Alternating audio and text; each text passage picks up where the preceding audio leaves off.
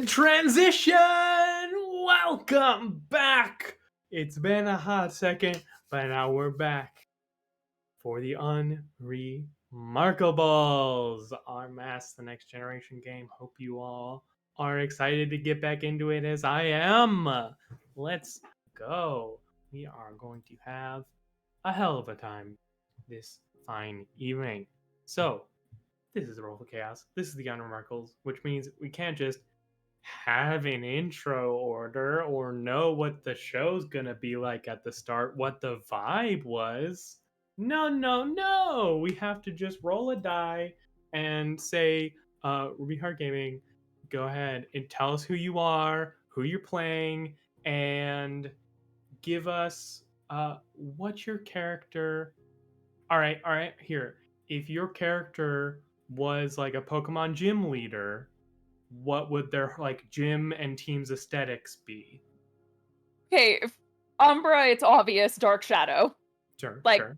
point blank, obvious. But like, what's Um, the gym? What's the gym's gimmick? oh god, okay, so, well, I should probably talk about the character first, right? Yeah. And say, "Hi, I'm Ruby. I am the they, she, he fucking gender fluid disaster, that's here today. I'm playing, um, Umbra, AKA Jamie, who is, basically a how do I put this? A shadow walker can shift in and out of shadows in order to teleport from place to place and can also create shadowy portals. And is from the future because why not add a twist to it? I would say that probably the aesthetic of the gym would be you've seen the gyms in Pokemon games where there are a million different portals that you have to go to and you have to figure out which Oh, portals lead to which those. rooms. It's got to be those because of the teleportation shadow magic. And then there are some times where randomly it goes back in time and the Lavender Town music starts playing, and surprise, you're seeing gym leaders and Pokemon that have died in the gym past and having to battle against them as well. So something with just like a little bit of extra creep factor to it. Wow. Hmm. Okay. Incredible. I'm so glad I asked this question. Let's go clockwise around for our wonderful Dare to Dream RPG. Hi, Internet. I'm Dare, pronoun she, they, they, playing the ever lovely Legionnaire, pronoun she, her, your resident disaster superhero girl. In terms of a Pokemon gym, I think dark fighting. I think that's the vibe, and it's structured more like a fight, like a fight club, and less like an official gym or dojo. Like Pangoro's definitely going to be like my ace Pokemon. I could build a full team if you give me like 2 minutes, but we should not do that today. So I will throw it over. Incredible. Thank you so much. Last but certainly not least of the people we have here, our wonderful Big B's, noted lover of all things Pokemon. Check out the Pokemon one shots if you don't, if you need some evidence. We'll be here just a little late. So, last but not least for now, wonderful drop the die. Hi, everybody. I'm JB. Most of you know me as Drop the Die on the internet land. I am playing your transformed armored nuclear gigaflop. And I think that because my game design brain likes to break stuff, the gym would be a series of treadmills, right? And the hard part about the gym is everyone in it's steel and fighting, which would just be terrible to deal with, but you can only use legendary Pokemon to battle inside the gym. You have to beat all of these steel and fighting Pokemon with just your legendaries. You don't have one, you don't get a badge. Incredible. I also do just love that idea of like a bunch of kids, like Pokemon children, walking in and be like, "I'm so ready," and you're like, "Is that not a Mewtwo? Get out of here! What are you I've got an doing?" Ivysaur. Yeah, good Where for is you. your Moltres? Go get one of those Pokemon. There's literally only one of canonically, and get out. Well, I mean, now I had to look it up because I don't know Pokemon all that much. I think there's Mhm. 63 legendary Pokemon now. We're in Does the that include 7th mythical? generation. Go There's on. so many. We are in the Not ninth all generation. children who are Pokemon trainers have had experiences with literal gods, and Ash keeps catching them all. What do you expect of these kids? Yeah, exactly. Well, it's funny because I'm pretty sure how they're supposed to work is there are only supposed to be like one copy of them in like the world ever. So just like only 63 people can go battle your gym, which I do love the idea of. So yes. That just I- means that you're the main character. Incredible. And I am Robbie Rolling. I will be all the not main characters for these wonderful three main characters. And without further ado, let's do a little bit of a recap here. So, this group's been through a bit. The A bit. group has begun to unravel at things at the very heart of Sanctum City. Of course, the one place on Earth where supers are allowed to just live and be without surveillance and scrutiny. They are starting to find these strange agents, not quite human, not robotic beings meant to combat some kind of contaminant, this blue substance which seems to interact and subdue, maybe even erase powers from people. The many different human organizations scrambling around that information with Echo, the group hell bent on erasing supers from the face of the earth, having captured one of their key members, being Ethan's mother, biological, and the founders, the strange unknown group which created Sanctum City, and those who work with them, like Leah's family, who lost their ability to be invulnerable when she became the exemplar, the became synonymous with the legacy's powers, having be maybe not taking so much as having the mantle thrust upon her um in her moment of truth. And now the group is scrambling with some revelations. Our wonderful armored nuclear gigaflop was mere seconds away from releasing whatever strange computer AI entity is living synonymously with their consciousness into a massive supercomputer, but instead decided to wait for a moment and search instead for Ethan, who we know is out learning that their powers isn't just that they can modify gravity, or they have control of the city, it seems, itself.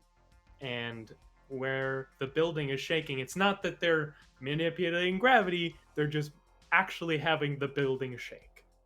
And so, where we last left off with Armored Nuclear Gigaflop searching for their best friend in the whole world, we went down beneath the sanctum, our cool, chill hangout zone on the ground level, and a mysterious ancient grotto underground. This with this large device, seemingly perfectly set for the one thing that allowed Umbra to time travel back, seemingly, and a massive beam of light, which now seems to have whisked not physically but mentally Leah away. So Umbra, you are standing in this like feels almost like solemn place, right? It's very kind of like Fortress of Solitude vibes of just like a smooth cave grotto with this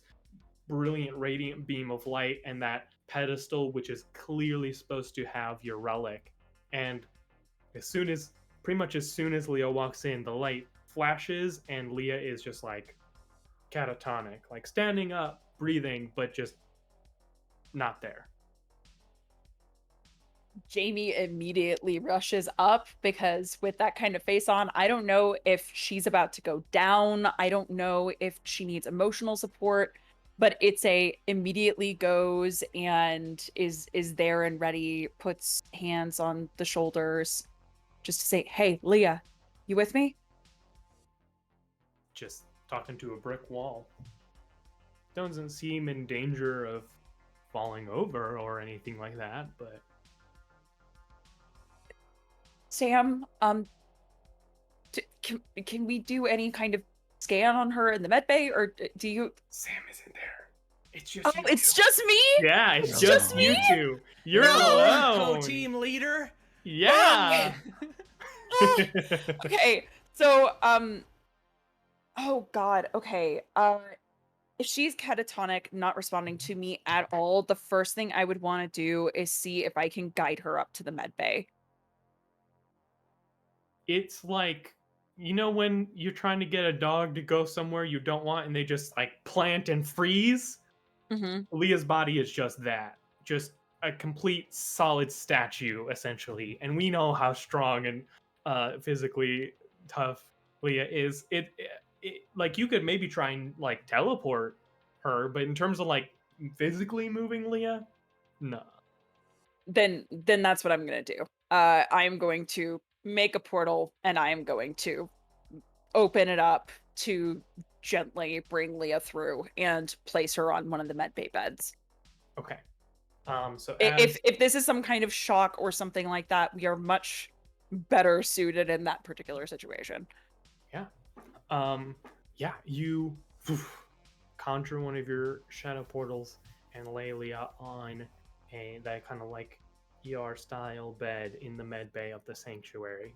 And as we see Leah's head like gently laid down on a pillow, we cut to Leah's perspective where you are in like an empty expanse and there is a being made exclusively of like blindingly bright light who has just yelled, "Prove yourself!" Yeah, but like how? It flies at you and begins to try and like slam you out of the way. Okay, I can prove myself like this. Let me see if I have a move for this, because I might. Sure. Would you say I have enough? I've been able to observe it before a fight, so I could use it before we get started. That feels maybe not quite accurate. I was to the hoping, but I knew situation. it. I knew Yeah. Hey, I respect the hustle. That's one thing I can do. Okay, I think I'm simply going to try to fight the good fight, and just exchange in kind. Probably trying to block with one arm and shifting the weight, so I don't get snuck by that.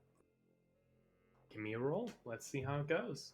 All right, let's go. Huge. All right, that's a 7. It's a 7. A seven. So I believe for fight the good fight, is that just the directly engage a threat roll? Yes. Great. So you get to pick one. Resist or avoid their blows, take something from them, or create an opportunity for your allies. I'm my own ally. I'm gonna resist the blows. For once, what if I actually focus on defense? Yeah, as this thing like in an instant is in front of you, like slams into you, attempting to looks like just like make you go flying, and instead you stand firm.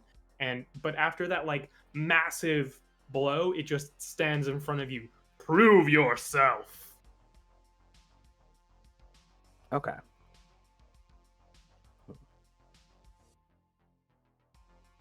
I will also say like it like is difficult to look at. It is that like bright and radiant. I'm going to try to pierce the mask, actually. Okay. Well, that's gonna be plus mundane. Let's see how this. Blessed be. The stars are looking out for me tonight. Okay, so that is minimum of 10. Let me see what else it could be. I mean, There. 10. As long as you don't have a negative, 10's, an 11. 10's as good as you need. Even better. It's an 11. You get 3 questions. I think she is taking a moment of, like, I think she is walking like in a circle around it, sort of sizing it up, and is simply going to ask, "What do you want me to do?" Trying to see what it's actually about, because this feels, knowing her family, This feels like a secret test disguised as a simple physical test. This, you rolled so incredibly. What do you want me to do? What does Leah think? Why does Leah think she's inadequate? This isn't from anyone but yourself. Oh. Ah. You look at this thing, and like, this is conjured from nothing but your own psyche interacting with something else. Oof. Okay. I think Ask the perfect question. like, yeah, I think as she looks at it, she like summons her giant gauntlets, like the ones that are comically oversized, and she throws a punch at it. Mostly to try to like see if she's strong enough to like cause it to move off balance. Because one of her greatest things is she feels like she's not physically strong enough. I think this is one of the first things she wants to prove she can do. Roll to unleash your powers. I absolutely will. This is a lot of dice rolling. I'm gonna make a mistake. I should stop. I should learn to stop talking. That's a 6. It happens so fast. Do you not have any bonuses to freak? No, currently not. Oof. All right. Yeah. You like punch it and it shatters, and like 3 more just kind of like materialize up, and they all 3 at once. Prove yourself.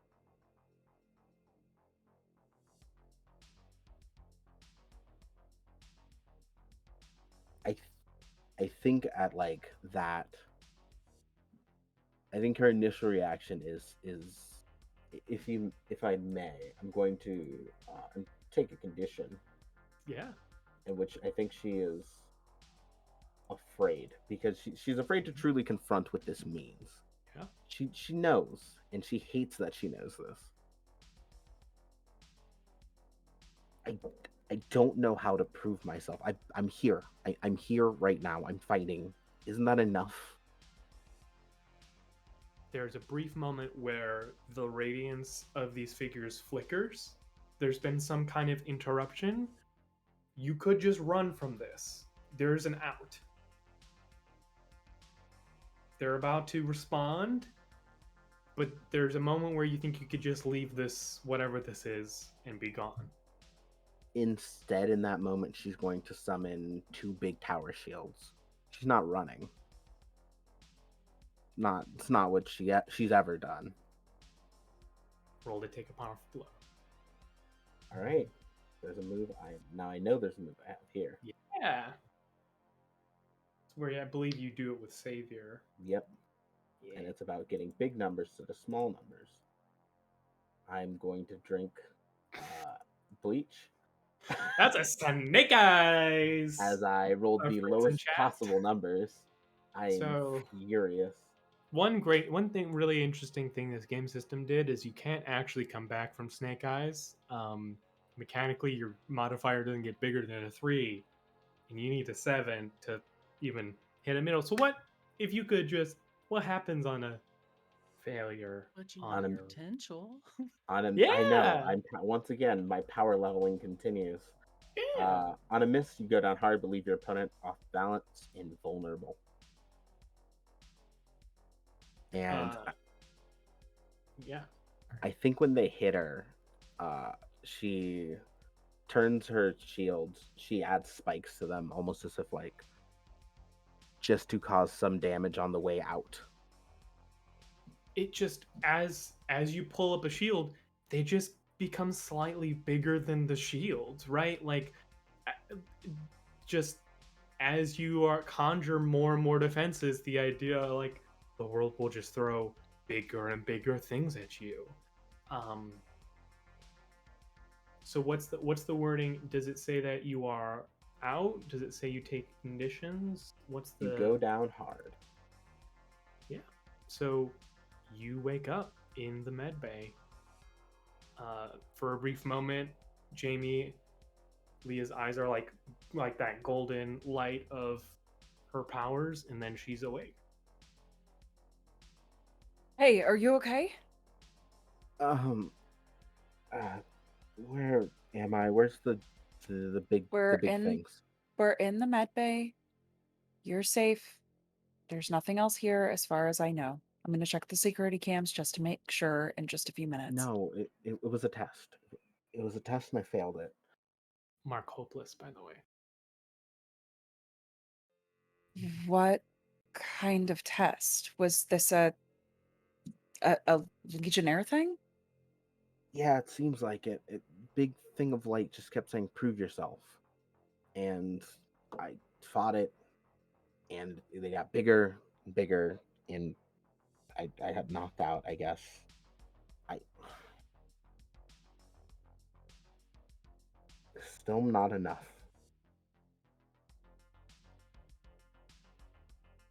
You've been working your ass off.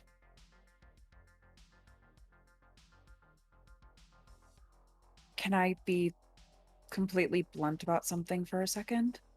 Of course.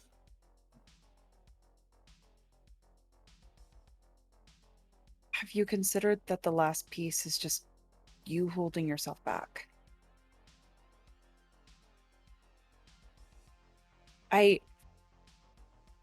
You are so powerful and so incredible. The amount that you've done for you and your family is astronomical.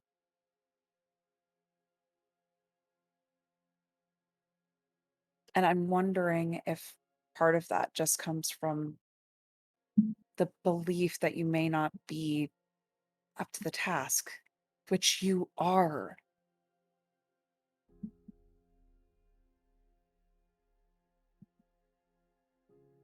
I mean, but like, how could I? How could I be good enough? You've met my mom. You've met my family. You Mm-hmm. couldn't even like make armor happen for longer than like a day, and then I fucked that up like first try. I don't.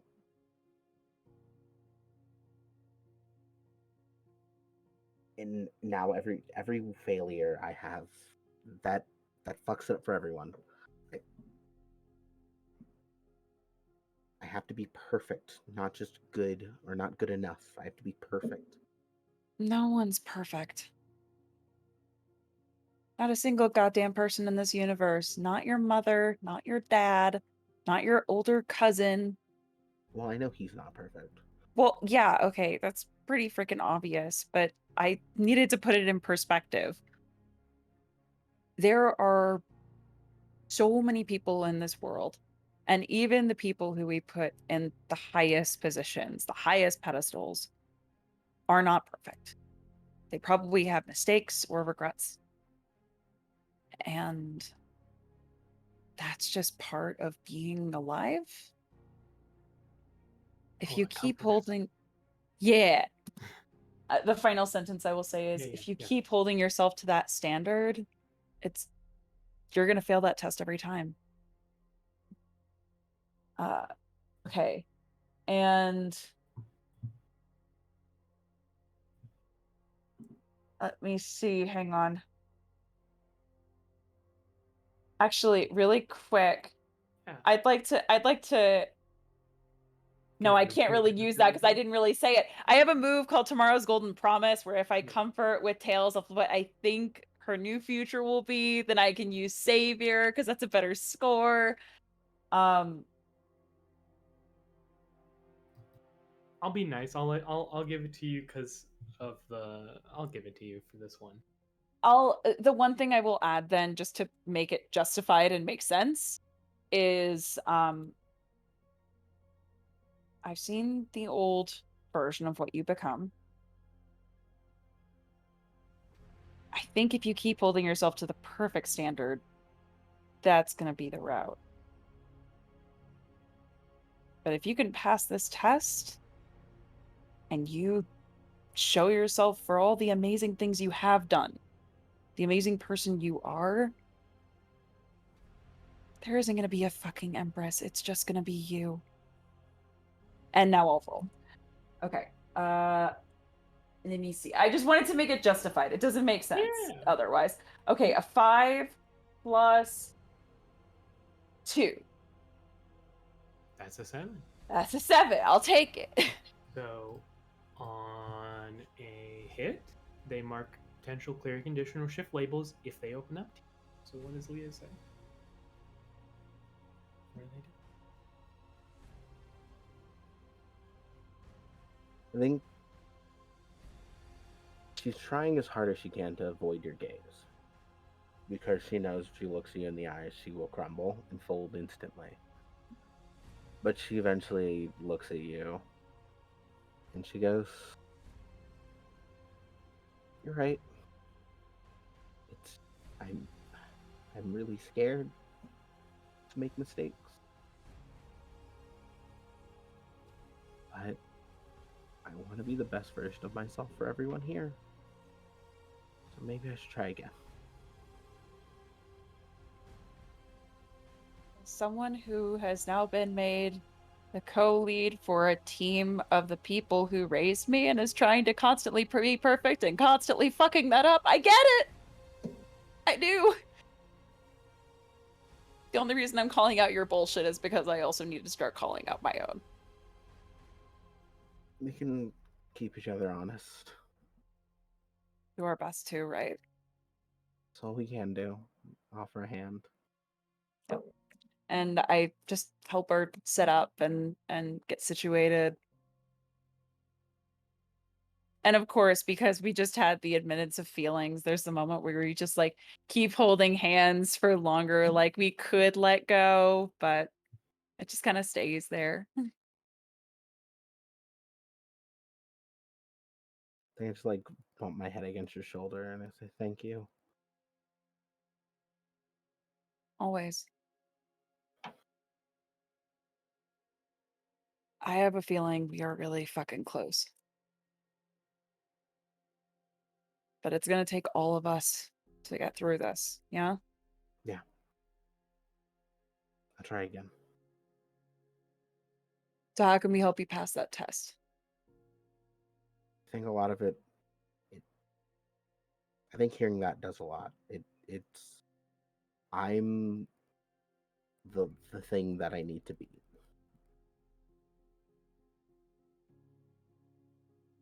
And I think I stand up and I try to head back down there. I don't know if you want to cut back to No, we're to going to Giga stay in Flop. the scene for just a little bit Okay. longer. Yeah. Okay. Yeah, no, the moment that you say that, Jamie's like, "Yep, I'm coming." Like it's the I know you're doing this thing and I'm coming with you. I'm the Samwise Gamgee where if you fall and something goes wrong in the test, I will catch you again and bring you back to the med bay. The inherent homoeroticism of Samwise and Frodo. Phone, shut up. My phone just tried to understand what we were just fucking saying. Hang on, I'm sorry. Even the phone wants in on this. Even the phone wants in on the goddamn roleplay. It's not Incredible. allowed. You step down back to the inner sanctum. Prove yourself!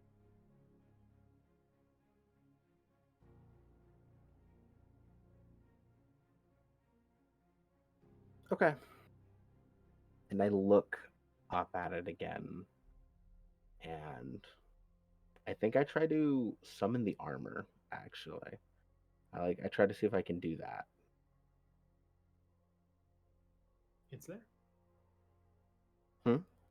It's there.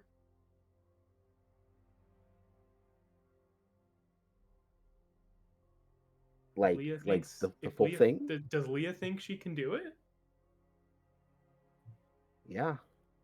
It's there. I think it flashes and flickers in like it is. And like as she realizes that she's looking at it, it like begins to shine brighter and like more brilliant. Jamie, as you're standing there with Leah catatonic again, this, I mean, really one way to describe it, just divine armor of light begins wrapping itself around her and glowing brilliantly bright. I swear the whole time she's catatonic, Jamie, now that she understands what's happening, is doing the pacing back and forth, looking like, oh god, oh god. The moment this starts happening, Jamie just starts jumping up and down and goes, fuck yes! Fuck yeah! Go, Leah! And it's just losing her mind in this sanctum. Back in the vision, this figure comes towards you. Where's the crack? And like begins like trying to lay into your armor, trying to like destroy it. What do you do? I'm gonna stand strong. Hold it, take a powerful blow. All right, come on, dice, you and me. One more again. All right, with my savior, that makes that a 10,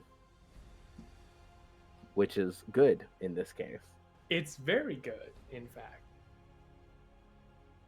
As this being of light begins to like slam into the armor, like trying to find a crack in it, trying to find the flaw, you can hear it like, "You need to be invincible! Prove yourself!"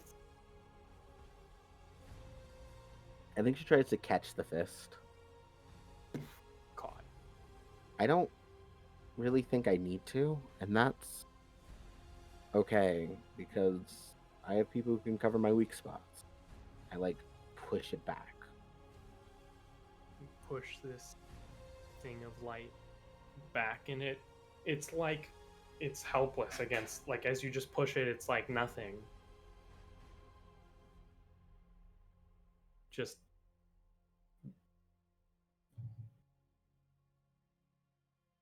I'm good enough, and that's good enough. To like feels to make sure she still has the armor. there it is, like it was never gone. I think she just says thank you to the big thing of light. And just like flitters away like a million butterflies made of light, just like discorporates, and but you're still there. This massive figure is gone, but seated in the foreground of your vision, you can see something much smaller, like a small figure of light. Not blinding and radiant, just a, if this was the sun, just a small light bulb of a figure seated.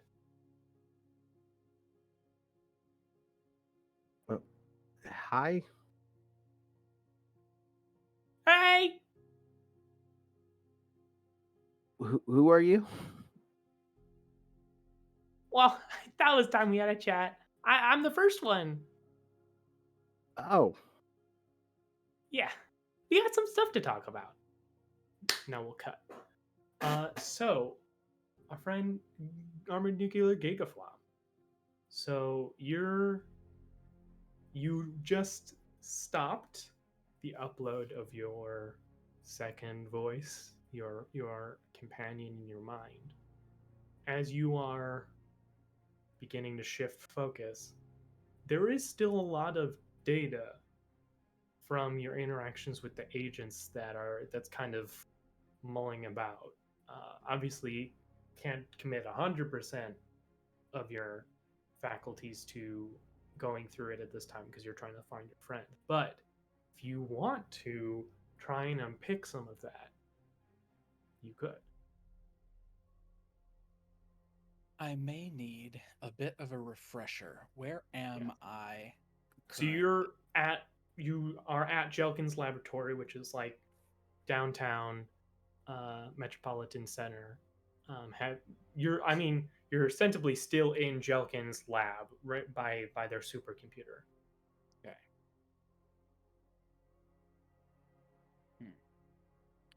And last I remembered, Ethan kind of wandered off yet again, and I was going to go and look for him. Correct. Brief conversation with Second Voice. Second Voice decided that it didn't want to go. I agreed, sure, we can postpone. So I think if I have all of this data, which I've been carrying around since we met with the agents, and I connected to the hive mind, I would more than likely. I'm going to actually, I've never done it before. I'm going to try and set a subroutine of Okay. myself to look for Ethan while the Yep. rest of me dumps this information onto a mainframe, a server, whatever's here that can store the majority of it to free Yep. up my own brain, because it got a little full there, the little yellow bar from Yeah. green to yellow from all the information. 100%. So since it's something I've never done before, I will have to unleash my powers. Love that. Why are you not rolling? I told you to roll. Okay, there it goes. Ooh. So 9, 10, 11, 12. With my +3 freak, I have no conditions. Arousing success. So I will say one of the best ways of going through a lot of information is subdividing it. So the say probably maybe the main 4 categories are like the current situation that the agents the present for the hive mind, the contaminant, the agents themselves, not just like their situation, but like them, their functions, their relationship to each other, and then the beginning. It's probably best to go one at a time. What do you think would be first thing you would want to look for? Look at. So while I'm imagining that I'm connected to the computer, and as I'm firewalling off a piece of the server to start putting data into, this little like bloop, little chibi gigaflop in my brain inside this big black empty space is like, all right, I'll go look for Ethan. And opens up its own little windows to start looking through them. I'm like, Yep. okay. And then I just look over and it's an endless line, like raindrops of windows from all of the data that I've gotten from the hive mind. And I go, do you want to trade? Haha, I'm kidding. Okay, it says back to me with a thumbs up. I'm like, but you already do that. Okay. Oh boy. Well, I guess it's better to start at the beginning. And Gigaflop will take his 3-fingered hands and kind of do this. And all of the newer data lifts up off of the screen. And it's just left with the thousands upon thousands of windows from as far back as time allows from the data that's been passed through all of these things. Maybe if I know where this thing came from, I can better understand how to parse the rest of the data.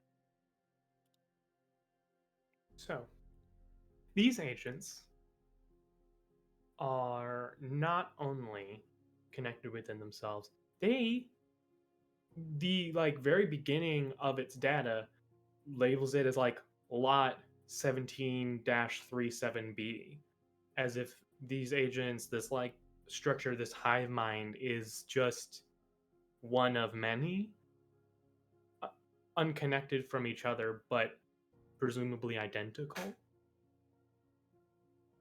There seems to be, it lists about an arc, some kind of like, seems worded like an escape craft or like a lifeboat kind of thing, right? Like some kind of emergency measure, and that had a lot of these lots, these groups of agents. It, you can see a log of moment of impact, which, doing a little data and calculation, would be the 20th century, round about when these powers started occurring in human.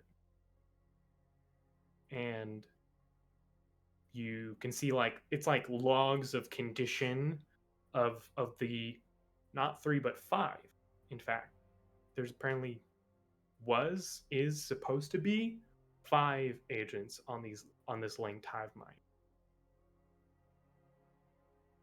And you know that there were only 3. Yeah, we had the one buried in the floor that I spoke with, and the 2 that appeared to try and.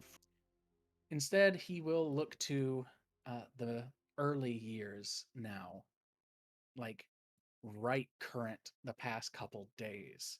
From the time that I understand the agents were captured back to the first day that we went to school, where all of this started to happen and all of these Crystal Pepsi shenanigans started. Yeah. So, from when all this started happening, still only 3 agents. Still no bead on what might have happened to those other 5. But very much so, you can see that in fact a lot of it is just like holding pattern. Like very clearly just like like a quick diagnostic check, everything coming back clear, and then nothing, right? Like these agents were doing seemingly basically nothing. And then an incredible spike on the day where our friend Kinesis attacked, noting spotting of contaminant. All of a sudden, like it goes from like let's call it like like a couple bytes of information here to like terabytes of analysis activity protocol happening within a day of trying to analyze. You can see this hive mind trying to analyze like, is this an isolated instance of stage 1 contaminant? Is there a stage 2 contaminant that is like creating and spreading this stage 1 contaminant? Like what's the extent? All these like millions of different questions. You can also see that clearly, whether it's the other 2 agents or maybe another part of this system, like these agents have been like hamstrung in some. There is very clearly like they're not working at full strength. And then what you kind of have already been able to figure out, finding these other supers who had run up with these cobalt robots who had been injected with the crystal Pepsi, as you all call it, and captured, brought, quarantined, contained, up until you all fought them at the tower and captured them, at which point all data ceases except for in one moment where the system tries to catch up with everything it missed when you briefly brought it back online. And obviously, that brings up even more questions. The idea that the agents were essentially offline until a contaminant was found, and the contaminant was found right around the same time as Kinesis. Previously, we suspected that this contaminant had been kind of trickling through the years and somehow was uncovered again. But it doesn't seem like that from what I'm seeing. It seems more like when Kinesis happened, when someone tricked Kinesis and blew up their tech to make them level the building, then all this stuff started happening again. So that means that I'm going to have to look into the middle years now. And specifically, I'm trying to look out for the contaminant itself, and if this has ever happened again, or happened previously, and if I can find records of the first time it's happened. Yeah. Right? The first time they've been sent out to contain whatever this is. So going back, this this unit has no previous interactions with the contaminant. What you do find is essentially its dossier on what this contaminant at least does. Stage 1, it is a semi-cognizant. It's like a virus. It is technically alive, but it doesn't respond to outward stimuli very quickly, and it's in a very limited fashion, right? It is just that like blue liquid form that can somewhat find hosts if there's enough of it. Stage 2, there is it describes it as a worm larvae like blue creature that typically will suspend itself in stage 1 contaminant and then produces it at a prodigious rate.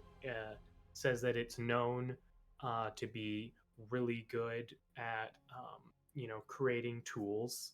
It seems to have some amount of psionic ability as well as telekinetic ability in order to manipulate things around it. The kind of packet of information that this group was given, right, by whatever created it to make sure they knew, says that like these stage 2 contaminants, their kind of MO is they will like spread as much contaminant as they can until they can then create the ability to just go to another place and start the process over again. So these things are like hopping planets, spreading as much as they can and then getting out. They don't stay long. Except when they turn to stage 3, their final stage. In that case, it's said that a stage 2 contaminant that is left living long enough will essentially grow to a point that it will try to basically become symbiotic, or maybe more aptly parasitic, with the planet's ecology. Essentially, like burrow deep enough into the planet, spread itself, and connect itself to kind of whatever makes that planet tick, so that it is just, it lists the like information packet lists it as uninhabitable, right? So if these things are not, if these stage 2 are not dealt with according to this information, it will make the planet just dead.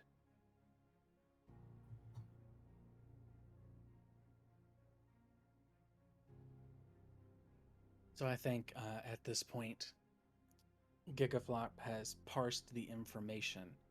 And it's one of those things where you see like rough sketches when he's looking at them in the text bubble explaining what he's reading on the code. And then when you flip to this 2-page spread, it actually shows like over the years, like a timeline when you look left to right and down the page, to where it looks like something has infected a planet. The people on the planet send out a last-ditch effort to go someplace else as this thing spreads and spreads and spreads and spreads. And finally it lands on Earth, and it takes so long to like get free or arrive or whatever. That missing piece of data between the olden days and the middle years. But when it finally comes to, the agents spring into action and try and get everyone who's been infected, move them away, and calcify them inside this barrier of gel. And like Gigaflop's hand, I think, turns into that material because he has mimicked it, not perfectly, but close. Yep.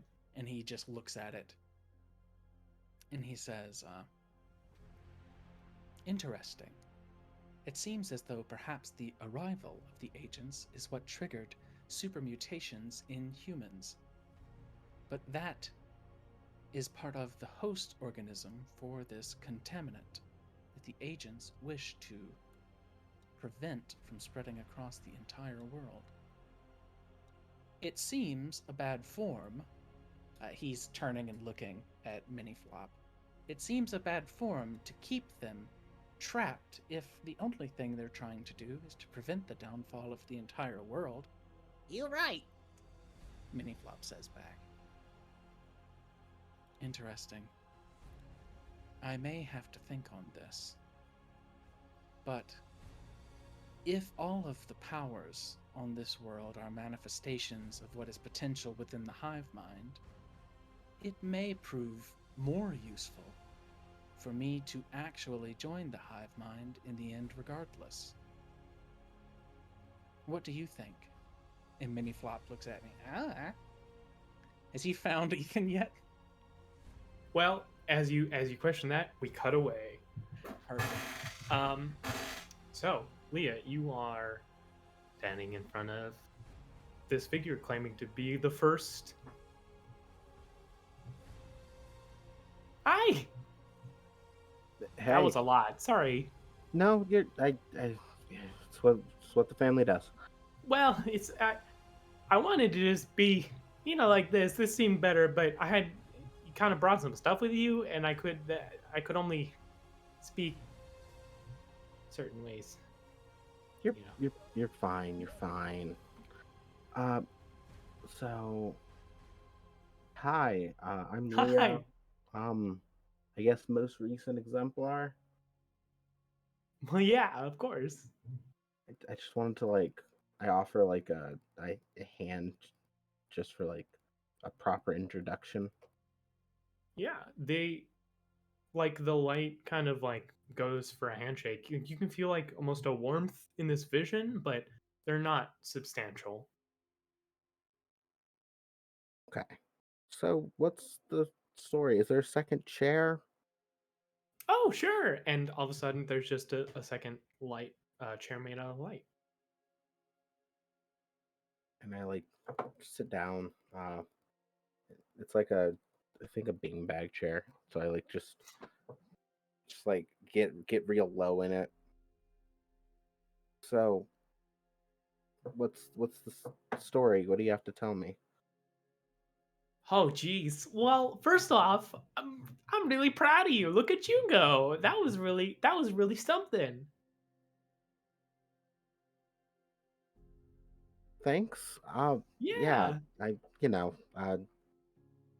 I we could all do that, right?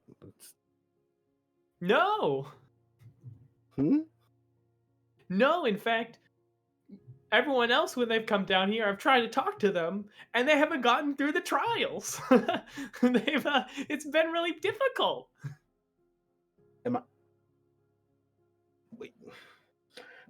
wait? How many people haven't got to this step? All of them. I've been trying to talk to everyone, and well, there's a lot to deal with. I get that. It's complicated here. That's one of the reasons why I did this. But it's been a bit of a time. Yeah, because I can only show up in a way that like you can understand and you will process. So if you, you know, everyone's relation to me and everything that's going on is different. So if you don't have a relationship that allows me to be like this, then I can't do anything. Well, well, I'm guessing you've wanted to talk for a while, so the Well, it floor gets is a little yours. lonely.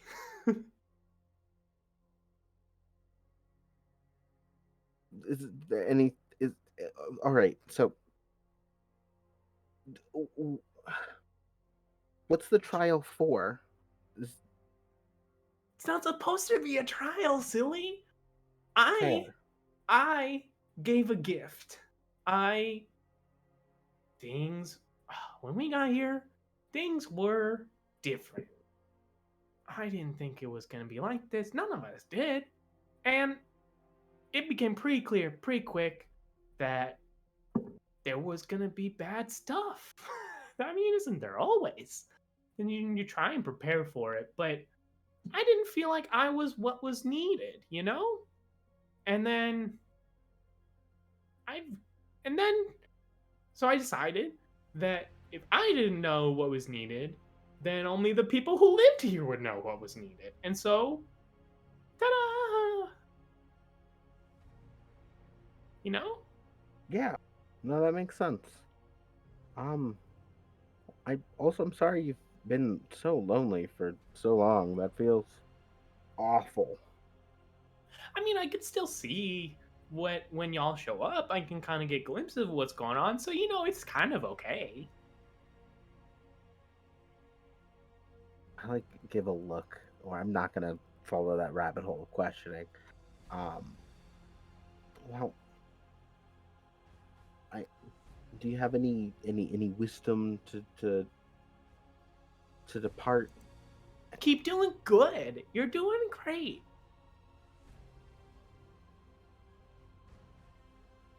All right. You're the reason No. I did this. Not, I mean, not, and also you exactly, you know? Yeah. You know, everyone else kind of thought that we knew better and that you all didn't really know what was going on, couldn't really trust you to, keep yourselves honest and do what needed to be done. But I didn't agree, and I'm really happy that you're proving me right. You know, that's all. Yeah. Yeah, Thank you. yeah, of course. I'll keep making you proud out there, I guess. Yeah, you will. And if you ever just need a friend to talk to, I guess I can pop back in and bug you. What I don't wanna gab your ear off, but I would love to get more visitors. Can other people come down here? Just If, not just me? I mean, we can only talk. If they are like you, I can try and talk to them. We know how that kind of goes, though. Fair. Okay. Yeah, Well, at some point you have to meet the person who helped me get through this. Just I would like that, yeah, but because honestly, they could use the confidence as well. Sometimes it's nice to just hear someone say, "I believe in you." So yeah. Why? So proud. And how are things out there? that's a question. uh, a Sorry, lot. she demanded attention and then immediately started attacking me. Go on. That's a cat if I've ever heard one. Um, it lets out like a sharp exhale and then just like gives a rundown of just the most recent events. Oh, jeez, jeez. Oh boy. Yeah, it's messy.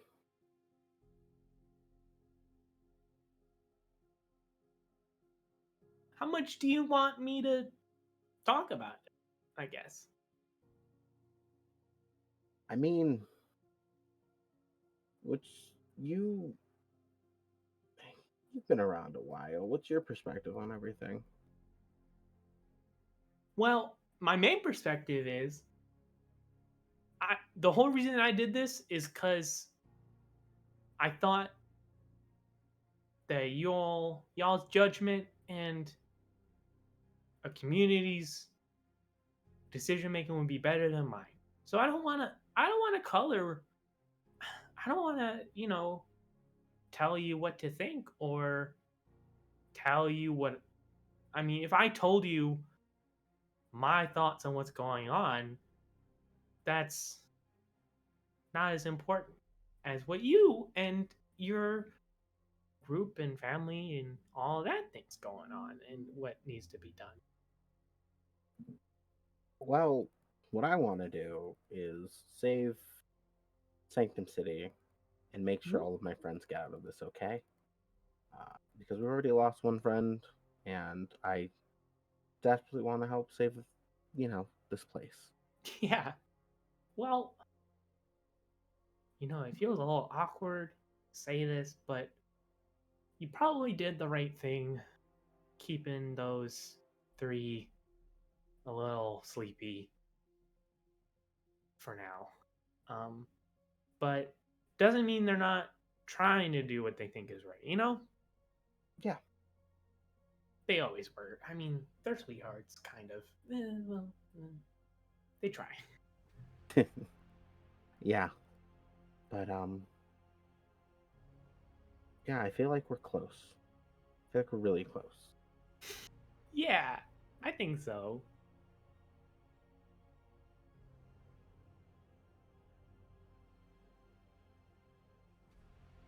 I think she just kind of sits here for a second, and then, Hello, welcome Raiders. Oh my gosh, thank you so ooh, much. hi We're everyone. just having Oh, hey big old Jess. lore drops and people talking to their superpowers. So, normal masks stuff.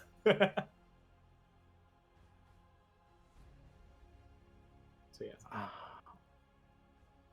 Yeah, I think Lee eventually stands up, but it's like, all I know is I'm gonna try to help everybody as best as I can. And I feel a lot better.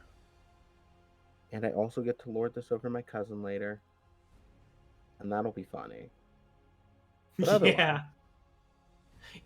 You know, I really didn't think people would have these kind of hangups when I first did this, but I guess now that I think about it, giving like lots of power to a person and with like purpose is a lot to yeah, ask a little bit, so kind yeah, of. something power responsibility. It's a whole thing.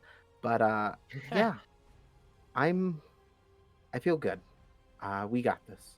And thank you. And like Yeah. your family, right? And I give them like a hug. Oh, thanks. All right. Well, I'll be off, but I'll bug you again soon. Okay, great. Looking forward to it. Love the armor, by the way.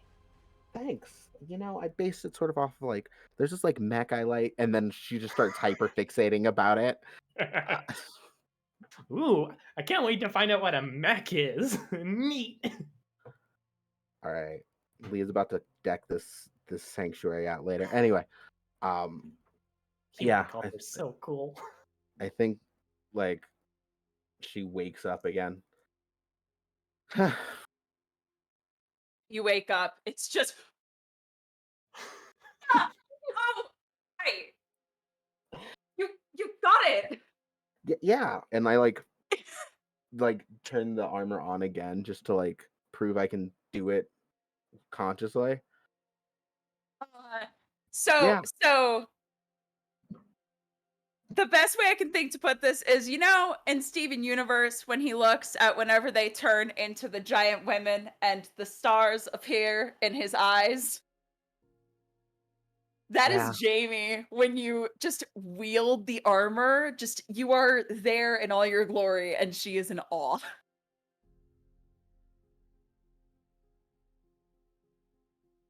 I think like seeing the like legit excitement in your eyes does make Leah turn bright red, and yeah. Well, thank you. I guess Hey, I'm the you just took a first. confidence test. No being shy. Confident. Hot as hell. Powerful as hell. Confident as hell. I think she is laughing, blushing, and very much giggly, and she's like, "Thank you. Yeah, I guess first person to get past that actually. And I No, couldn't wait, have done that your without mom? you. Yeah. Uh, I'm not gonna tell her yet, but What did I that's tell future you? ammo. That's What future did I ammo. tell you? I know. I like give you like if you allow it, just a big hug. Oh, you go in for the hug, and she just turns bright red, but gladly hugs you back. Yeah, Yeah. absolutely. Yeah. I mean, I couldn't have done it without you, but like also, I couldn't have done any of this without any of you guys. And like, I this is gonna sound very cheesy, so you roll your eyes at me once. Should I head closer to the bathroom in case I need to like vomit afterwards, or like Yeah, what kind yeah, of yeah, cheesy yeah. are we talking I here? just my having people to care about is what makes me stronger. My friends are my power. I know it's very Saturday morning cartoon, but it's true for me, I guess. Anyway, we should go check on Giga. Sounds good. And for the record, I know you give a lot of that credit to us. And then is there like something just on the front as an emblem? I feel like there's gotta be Yeah, something. She just takes a finger and she taps the emblem and goes, a good majority of that, still you. I know, but I just want to make sure you know how amazing you are as well. Yes, you can give us credit any other day. Right now, you just got your armor back. Take some for yourself. Come on. Fine, I'm pretty rad. I'm pretty rad. Yes, you are pretty rad, and goes for a fucking high five. Like, Jamie is trying to do everything they can at this moment to just hype up Leah because of how big an obstacle this was. Like, confidence. I'll work on some one-liners or something too. That'll really help bring the confidence. I think I got it. Yeah, so you can like pull them out in combat when you just punch someone in the face, or you throw one of your shields really hard, or like take a lance and then it goes through someone's head. Maybe not going through someone's head. That's probably not what non-lethal, we're. non-lethal, No, yeah. non-lethal. But like if it was a construct or something, then Yeah, it like yeah. go directly through the thing's head, like pinning Yeah. it to a wall or something. You thought All right. about this more than I have, and I love that. I also really miss playing D&D. I'm not gonna lie. Come on, let's go. And is gonna start scurrying to find Giga. And we'll cut away to Giga. So, first of all, Mini Flop has not been able to locate our friend Ethan yet. And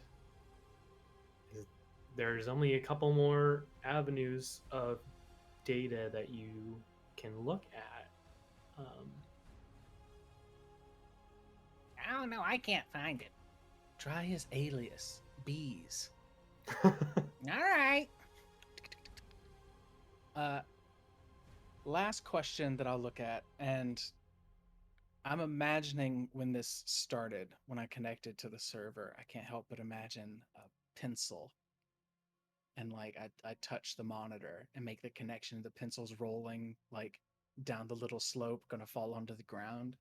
And the scene that we cut back to, the pencil's not even off the desk yet. It's like just starting to fall because time creeps by when I'm in this space. Yeah. I'd be like, the last thing that I need to figure out. There are supposed to be 5 agents collecting and controlling the contaminant. So we have 3.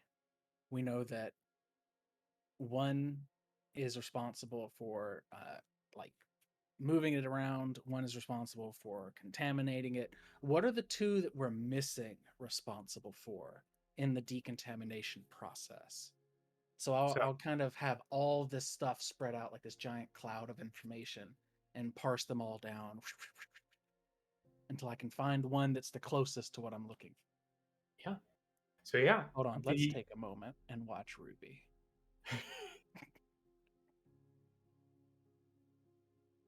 Okay. Right. We're gonna watch you fight the cat, and then you gave it up. Here it comes! It's not safe. You couldn't hear it. The but final boss. As you were asking the question, I just hear. I love. So I that it's decided to cutting- let her out of timeout, and then Discord's cutting you out. So all we heard was like, which is perfect. yes. So you couldn't hear her meowing, but it was that, and I let her in, and she immediately starts biting me again. So she has to go back in timeout. Hang on, I'll be back. Oh Oh god. God! What a Release me. puny mortal! I am descended from tigers. I am your predator. I am the apex hunter. Anyway, so yes, as you had previously found out, there is an agent for searching, identifying the contaminant. There is an agent for collecting, moving, and there's an agent for quarantining. Because, like you mentioned, there is no cure. This group, this hive mind, clearly, if they knew how to get rid of this stuff, they wouldn't have had to make the arc and escape and make these hive minds, etc. So they don't know how to just get rid of it. They do know that if it's held within that crystal, it can't get out any further, and they can get rid of the stage 2 contaminant. So they can stop it from spreading, they just can't stop it from existing. You can see there seems to be a large like gap in time and information, as if part of this unit was just like forcibly removed. As if 2/5 of all of the information is missing. You know, weirdly, Yeah. but piecing what's there with what isn't there, like a crossword where you're like, I'm never gonna get this clue, but I can get like 6 out of 8 of the letters in this word, and just kind of brute force it from Force it, there. yeah.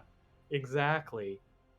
There's supposed to be another agent focused on just the status quo, right? Like all these like holding patterns that these agents have been in, there's supposed to be one that's like doing that for them. Whatever's supposed to make sure everything's okay. There was supposed to be a whole other agent for that.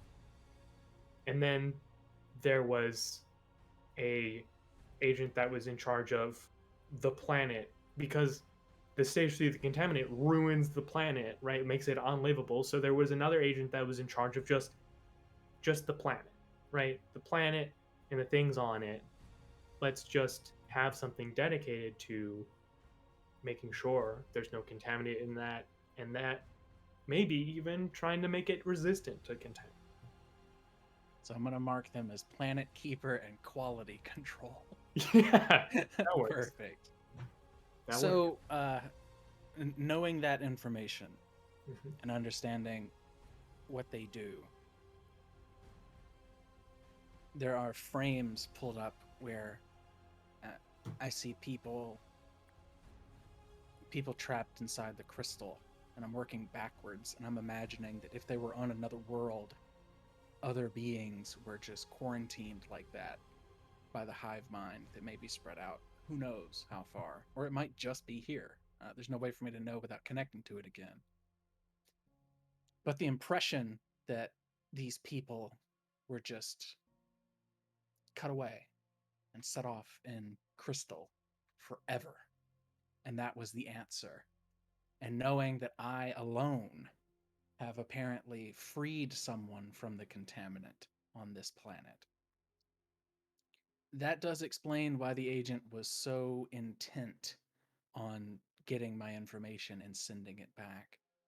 But now that I've separated that part of the hive mind again, all 3 of them are offline again, and I don't know what they'll do with that information now that they have it. And I think that at this point, I'll look over to Minnie, and Minnie's like got a fire extinguisher, and the window in front of him's on fire. He's like, I can't find him, man. I looked everywhere, even under bees. There's an Applebee's. I'm like, it's fine, Minnie Flop. And he just kind of disappears, and so does the windows, all the windows, and it's just me in this expanse of darkness. I'd be like, I don't think that anyone is going to like where my head is at now. Maybe I need to talk to them before I do anything risky. Ba-bing! You get a text from those two. Yeah, the pencil and hits the ground, and I disconnect from the server. I've put a bunch of information out there as I was sorting through it, but it probably only took 10 or 15 minutes. And I guess I'll reply with like my finger pointed back at my face, and I'll video call you and be like, hello, it is I, Gigaflop. The both of your phones get the video call. Hey, Leah got her armor back. I see that. Congratulations. Thanks. How are you doing?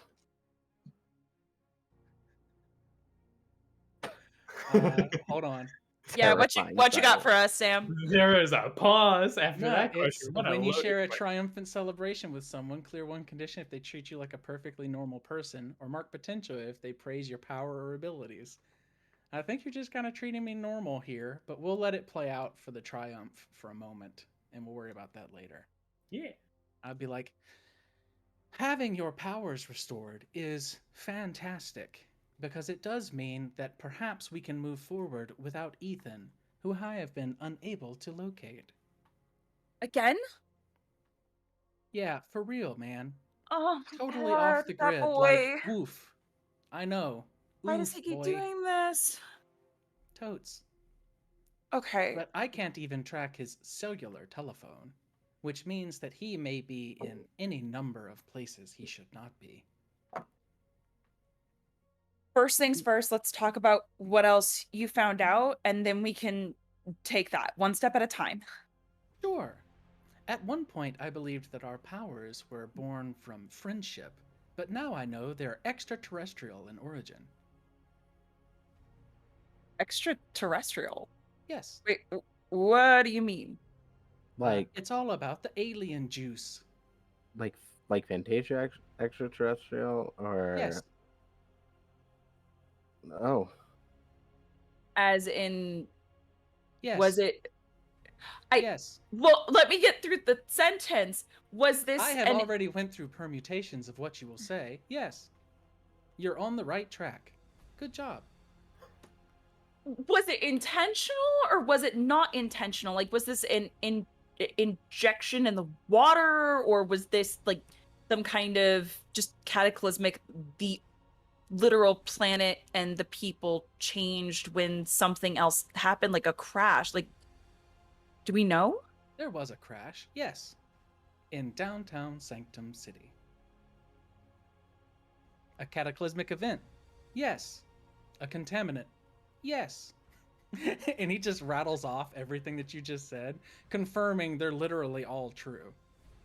More than one thing can be a source of drastic change.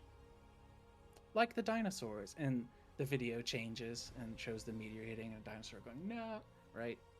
Like, though that is incorrect and has been proven false, we can swap it with this, and it's a UFO instead of a meteor, and then it hits, and then the dinosaurs got huge arms and dragon wings. And this is where we're at now. Okay. Such drastic change has only taken about 100 years. So we think 100 years ago, an asteroid or something, their ship. An arc. Okay, so the arc hit this planet, and that's where people got their powers from. Yes. Okay. Unless hundreds of thousands of minds and moments of time encapsulated in data are incorrect, which could happen. So wait, if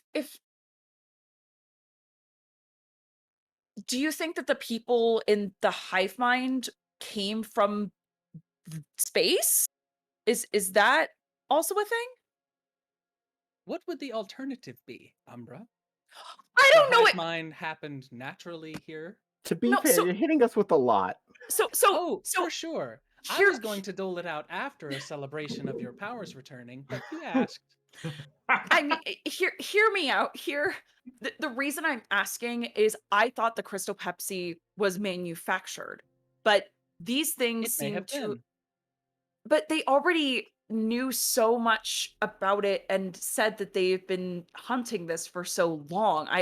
Yes. Next phase of production, like, you know, you make lemonade and then you have enough lemons to make a lemonade factory, right? Is that a good analogy? So were they the ones who created the Crystal Pepsi, or did they just bring enough elements for people here to make it? Bless you. Thank you. Us having powers may have been inadvertent. And in that inadvertent well of energy, we may have brought about our own doom. At least in the agents' minds. So that's why they're constantly trying to contain it, because they Yes. see it as them destroying a foreign planet. Yes. They operate under very strict guidelines to collect, quarantine, and defend the contaminant. We've only seen it a couple of times now, other than the once that you, he says comically, out of Leia's mother. But that is apparently, hold on, never been done before. Oh. Congrats. So, in that case, should we go back and make sure they're set free or work with them? That is why I'm calling. One thing I'm gonna just interject that Giga would put together as well is like, yes, there was an arc like an escape craft, but at no point have you figured out like the hive mind is like the janitor, right? Like the taking care of. At no point have you figured out like what was the arc carrying, like who were the passengers. Aliens. I've been holding back an Ancient Aliens joke for like 5 minutes. How dare. I'm sorry that I Our stole it from you. courses, how dare, our courses of action are, I believe, in 3 parts. 1, locate the 2 missing agents. There were supposed to be 5. He holds up the 2 giant fingers and the 3 giant fingers on his other hand. There is a strong chance they have been destroyed over the years and during the crash. The second of the 3 prongs, we probably need to find Ethan, but I think that Ethan will probably return to us when the time is right. I would second 3, that. we probably need to go downtown and see if we can locate the Ark itself and find out more of this missing information. Because I fear if I connect with the agents again, and his voice drops from that high register, I am not sure I can disconnect again. Yeah, When you're- let's not risk that. Yeah, when you're dealing with that complex a hive mind, we don't want to risk you getting lost in it. Okay. I would join willingly, but the 2 of you seem to all look at your faces. Exactly. That's why I'm not doing it. That Well, was we my love you, first buddy. guess. But every time I talk about my powers and the evolution of them, you always remind me how human I am. So I guess you don't want me to be part of the hive mind. Yeah, But clearly. that's always an option. It's more and it's like Jamie's trying to form words, and in the comic book panel there's just the flashback to Sam being so disconnected from the team because of how these powers have evolved, and that leading to his death. And just that scene replaying over and over and over in Jamie's head. And finally, Jamie just clears their throat and says, if that's what you want someday, then you should absolutely do it. But I never wanted you to feel like you couldn't be who you are because of how the powers have developed for you, if that makes sense. He says, sure. So I think that all those 3 points are completely valid, but I think we should reverse the order of them. Like you said, Ethan is going to come back to us in his own time. He has had many times before where he has needed to blow off steam, and us getting to him before he was ready just made things worse. So let's let him blow off that steam, take the time he needs for himself. At this point, I'm not going to jump to the immediate conclusion that he is in danger. I think we go investigate the Ark. You get a really good read on the energy signatures. We investigate it to figure out what the exact nature of this thing is and what the hell was in it in the first place. And that may give us more of an idea of where the other 2 links in the hive mind may have gone, or make it easier for them to track. I will say that from the data that I have read and that I have sorted through, we should probably act as quickly as possible to find where the contaminant is now. It apparently cannot be destroyed, as most matter cannot be destroyed, only changed forms. Because there is a chance that should it escape Sanctum City, where superpowered individuals can perhaps help us, it may, well, you know, the world. The world, he says, and they're like clip art lightning bolts. Oh, Okay. If we need speed, I can do speed. this has gotten a lot bigger than just our city. Um, in that case, I say that we call a few of our allies. Stone Lady, um, Dark King, anyone else we can think of, who we know we have strong alliances with, get them started working on that particular mission, trying to figure out where this contaminant has gone while we go investigate the Ark. We need to do both those things simultaneously and move fast. I can try to do a clean sweep of the city too. I can zip zap zop all over. Won't take me long. Go for it. In that case, meet us at the Ark. We'll make our way. Perfect. So one thing I will add is, if we just do a quick, assuming Giga kind of gives everyone a slightly more thorough download, y'all have seen the stage 2 contaminant. That was the nasty blue slug in that facility that you got the artifact from. That's what I Artifact. figured. So you don't know if it's still there, but if you're trying to find out where it is, you have at least a better chance. You've better knowledge than anyone else that you know of where it might still be. So you could. Also, I believe I was not here for the artifact episode, so that's why I didn't remember. Yes. Yeah, That's we correct. I don't You- remember you- a slug. we did Giga a big was not putting there. together a plan, essentially saying Yeah. we are going to bring people in. One is going to be a like sub team to do the we are going to distract and attack from the front while we try to sneak in, get the slug and kill it, or at least contain it. So that this basically works in perfectly with that plan of let's look at what these things are first, and then we can go in and get the big battle plan going with these other supers. But that feels like end game stuff. So yeah. So, out of character here, y'all want to go find the Ark crash site, figure out what was in it. Who are we sending where? Like we have Leah's parents and Dark King and Stone Lady and Beetle and Bombering, right? Do you want them to just like all to go to that like big facility? Do you want some of them to go and everyone else to like look and check for other stuff? What should I have my NPCs off doing? If these are all gonna just be we are now in the cascading actions and setting up for that final full force, then and please JB and Dare chime in here. It's okay, If- team leader. Okay, great.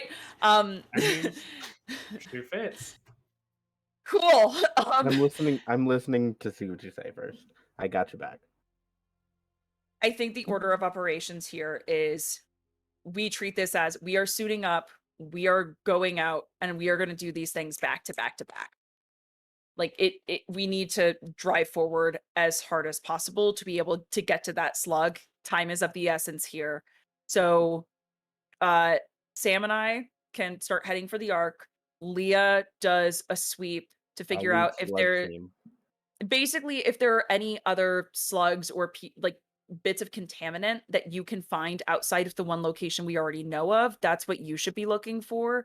And I think that we contact the other team as you drive full force towards that facility, get ready for that assault, be ready for our mark, because once you start that assault, that's when we are going to be there and at the ready to do the stealth mission inside. Yeah, we'll bring the tweak. noise. Please. Small tweak. Yeah.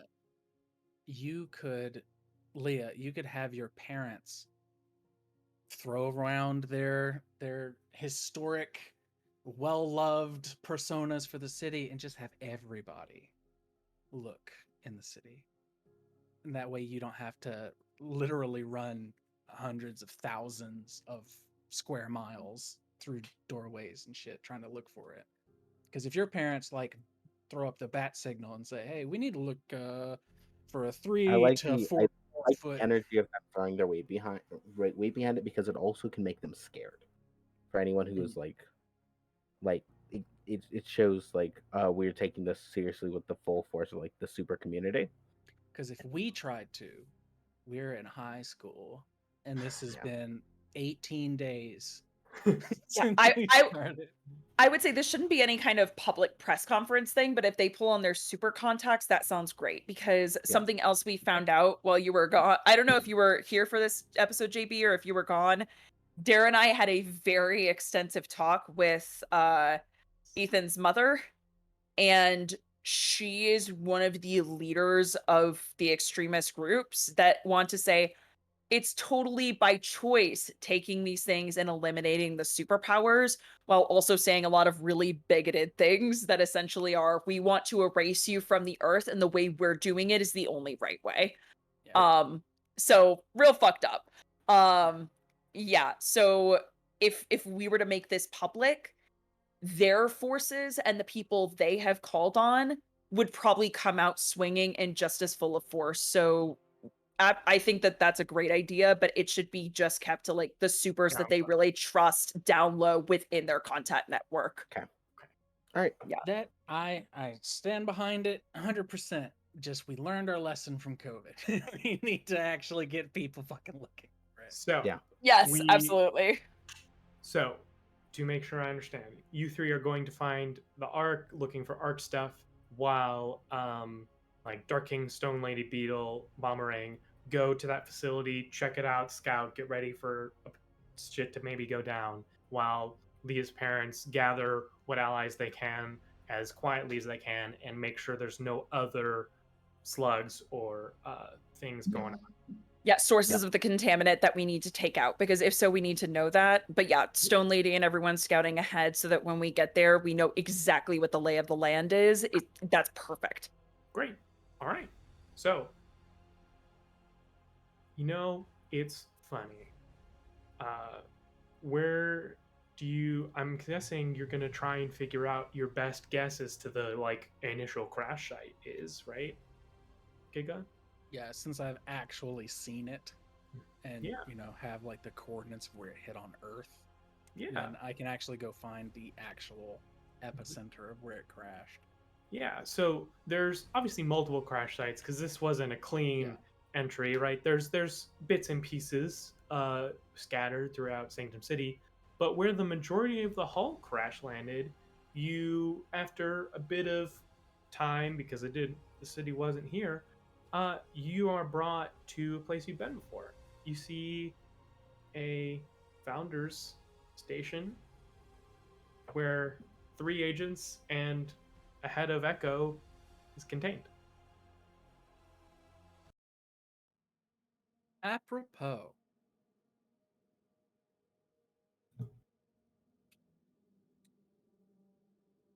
I say again? I said, apropos, co-team leaders, what is our plan going into the Founders facility? We should probably look as low and through as many secret doors as possible. Do we wish to parlay with the Founders and try and get escorted down there, ask questions, or do we want to go in old school style? And he punches his squishy fist against his squishy hand. I mean, you mean just to get the 3 agents? Oh, I can get them out, no problem. I mean, I have a way in there. Same. And Umbra just does the remember that I can open portals, and their body becomes a shadow as they open a portal. I mean, yeah, y'all are welcome in the Founders facility. Exactly. Y'all work with them. You could just walk in. This is just the point where it crash landed. Yeah. I mean, I could see if I could get us a, like secret access, like club card, essentially. Or we start out just going in regularly as we normally do so that they see us walk in the front door. If they see us somewhere, we can claim, hey, we got off on the wrong track. But my master key and little like bits of shadow just start like swirling over their hand. Yeah. We won't. I can Let's get not us go through in doors hot if we yet. need to go through doors. We won't go hot yet. Yeah. Make it seem And- normal. In that case, I think we just walk to the founder's facility, or drive, or whatever mode of transportation. Over there. Yeah, Yay. we're done. 1-star wipe later. Yeah, super cash. So- Gigaflop's like leaning a bit and trying to walk human. So I love we're it. gonna we have a little bit of a montage of you all like going through the founder facility, trying to find like some like secret door or entrance. And Leah, I mean, you've at least had like your folks talking about the founders your whole life. You know, you kind of like they're an organization obviously that founded the city, right? They ostensibly are the ones who kind of the peace and keep things safe. But I mean, they majorly just work through like the supers that work with them, right? Like you kind of realize you haven't actually ever like spoken to or heard of someone speaking to a founder. There's like the supers that work for the founders, and then there's the agents who like speak for them. Like looking through this facility, at least on the surface level, like this is just where the supers work. This is like it's almost like a front, right? Like there is no like founder here. There's no office where a founder lives. There's no like record of a founder. There's the agents and like clearance levels for the agents, but it's almost like there are no founder as you keep digging.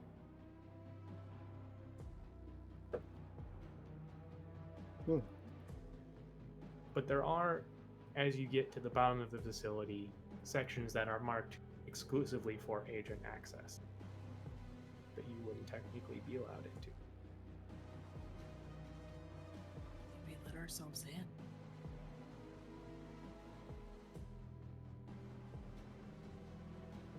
Do we want to risk getting caught on camera doing this, or can we cut a I feed somewhere? very politely ask in a transatlantean accent, "Pardon me, could you please shut off for a moment? Just repeat what you saw a second ago," to all the cameras. Yeah, you got it, boss. No, we're okay. Perfect. And I think that the portal that Jamie makes literally just makes the white door. It looks like the white door just turns black and they can walk through, even though it is just a portal that allows them onto the other side. Stepping through it, well, you're in a long hallway, but it's not unfamiliar. Jamie, like 10 feet down there, that's Kinesis in their cell. You teleported to them, remember? You didn't know where you teleported to. Yeah, And there's more facility down this hallway, but he's there. I've been here before. This timeline, or This is where Kinesis is being held this timeline, yeah. And shit. we walk forward a little bit more. Or Jamie just starts like doing a little jog hustle and like, looks into Kinesis's room. Yeah, and you're like walking past people frozen in this crystal. Not very many, like maybe 4 total, but there's just people covered in this crystal, and then you see Kinesis frozen up to their neck in this crystal from the agents. Oh, you're back. I said I would be, and I've got friends. Listen, Kinesis, do you know if the other people in the cells have been here way longer than you, or were they recently brought in? No, pretty recent, Okay. I think.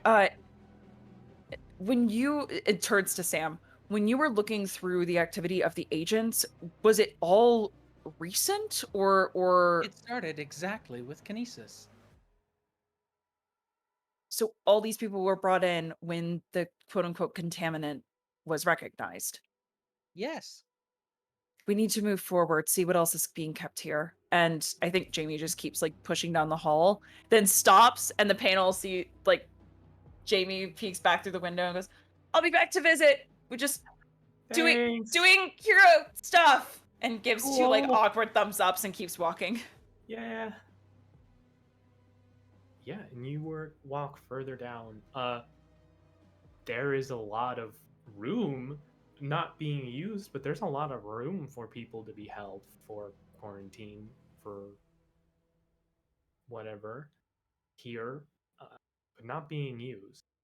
Uh, but you eventually get to the end of the kind of detention block, I'd say, and there is a door that is unlike the others. It is like a large. Uh, we're gonna go kind of almost like Star Trekian, like sci-fi door, but it looks like it hasn't been opened in a long time. And that's what I was looking for. Big creepy alien door. Seems like the place. And Jamie is going to once again be ready for the Rolodex, turn to Shadow, and create another portal. But this one doesn't take up the whole door. It's like in cartoons where you see the big doors and then like a teeny door appears in like the little corner of it. So it's just big enough for like Giga's height to get through. Like a regular sized door. And they phase through. As you step through the portal, going into presumably the Ark or something similar to it. We're gonna take our break. Everyone get some water, stretch your legs, all that good stuff, and we'll be back just a second with more of the Unremarkables, all the big lore drops, and all that fun stuff. Take care of yourselves. Be right back.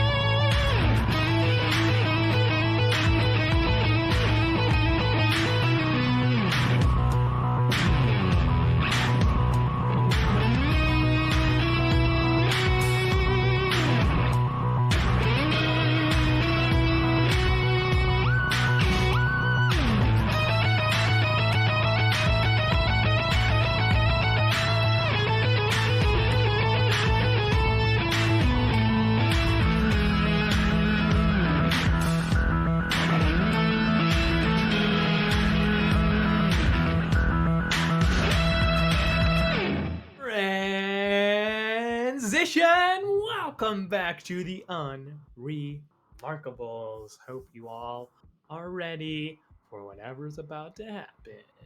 So, we've been killing it on the lore train today. Choo choo. And the train doesn't seem to be slowing down because the party has just found maybe the Ark, the thing that crashed on the Earth that may or may not have caused people to have superpowers, slash be where this weird hive mind of agents, slash maybe the founders came from. So, As you three step through Umbra's portal, you enter a honestly quite sad, dilapidated, unused room. There's dust and Gigaflop. You're used to being in the city surrounded by like computer components and Wi-Fi and signals and information just flying everywhere. It's like going into a sensory deprivation chamber because there is technology here. Clearly, some kind of system was here, but it's all dead. Just completely gone. You can see pretty large chamber, maybe we'll say like size of the footprint of like a diner, right? Like a good sized diner.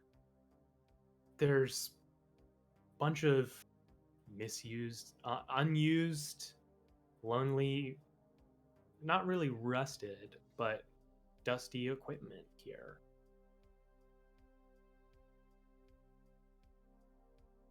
And it definitely looks alien as hell. Trying to think of a cooler way to say it, but that's all my brain was giving me, so that's what y'all get. Xenomorphic. Alien as hell. I love it. Xenomorphic is my favorite episode of Ninja Turtles. So I'll go up to one like completely deadpan, don't even say anything. I just kind of go over to one of these terminals or terminal adjacent pieces of equipment, and I'll start inspecting it.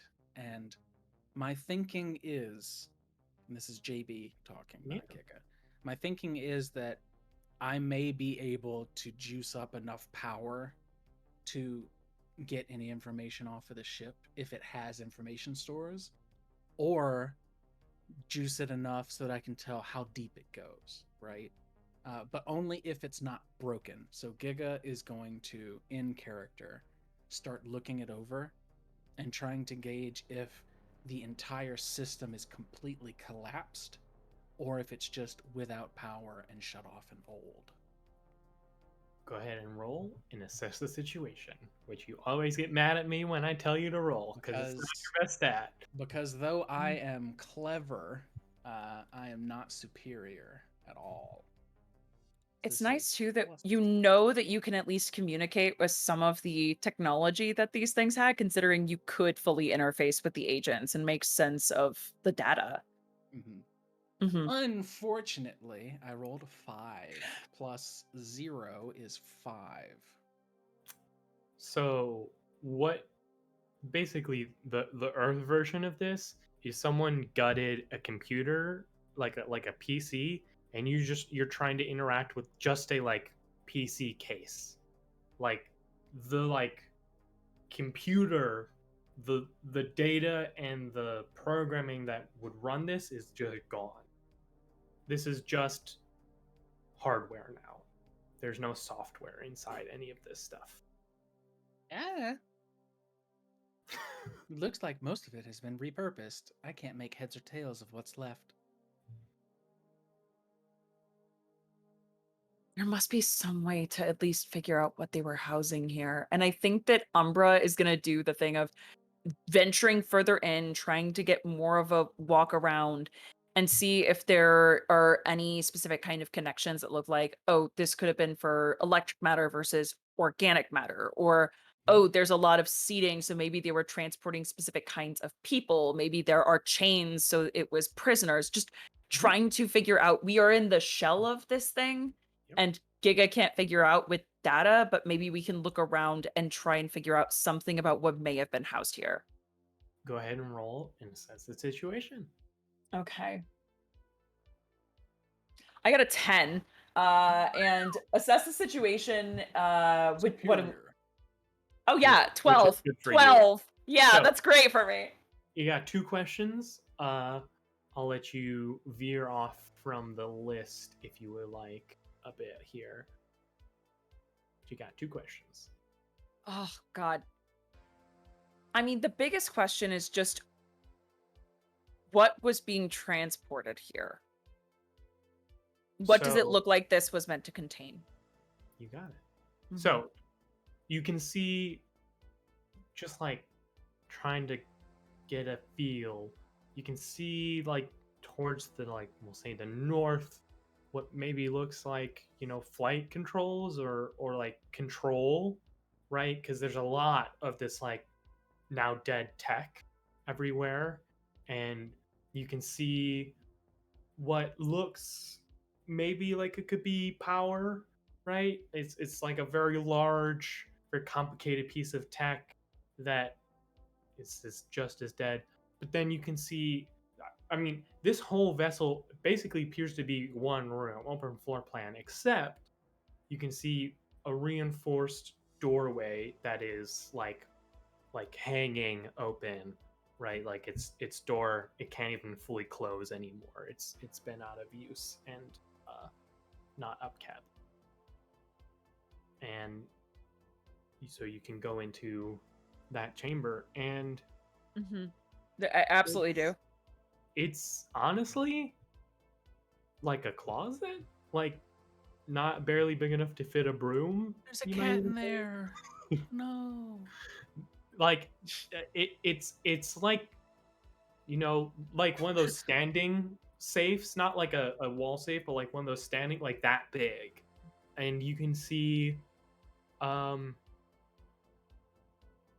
like, I'll say a couple hundred, like, look almost more like files or small containers than like you might have been expecting like cages or like sleeping pods. Like if this was like some kind of like cryogenic pod, then these things would have to be like insect or like mouse sized at biggest. Okay. In the vault, the safe that's in there, is it open or is it locked shut? It looks like the doors are trying to be locked shut, but like years of disuse, like it's not closed all the way, so you're able to basically just like push it open. Mm-hmm. Yeah, I want to see what's inside. So, That's and what I still have what's the. inside. Those Oh. like not the containers, like those containers for, you know, like honestly it looks not like something that would contain like a creature, but more like a liquid or a substance, but like it's big enough for maybe a small mouse. Is There's it like hundreds of those containers. okay? So very small containers, not like test tube kind of things, not like that. More like containers for smaller creatures. It's hard to tell exactly, but they definitely, it's not like, Like, does it I look mean, like equipment that would be kept in like a lab? Some kind of more like trying to keep things very clearly contained, or are they a little bit lighter use than that?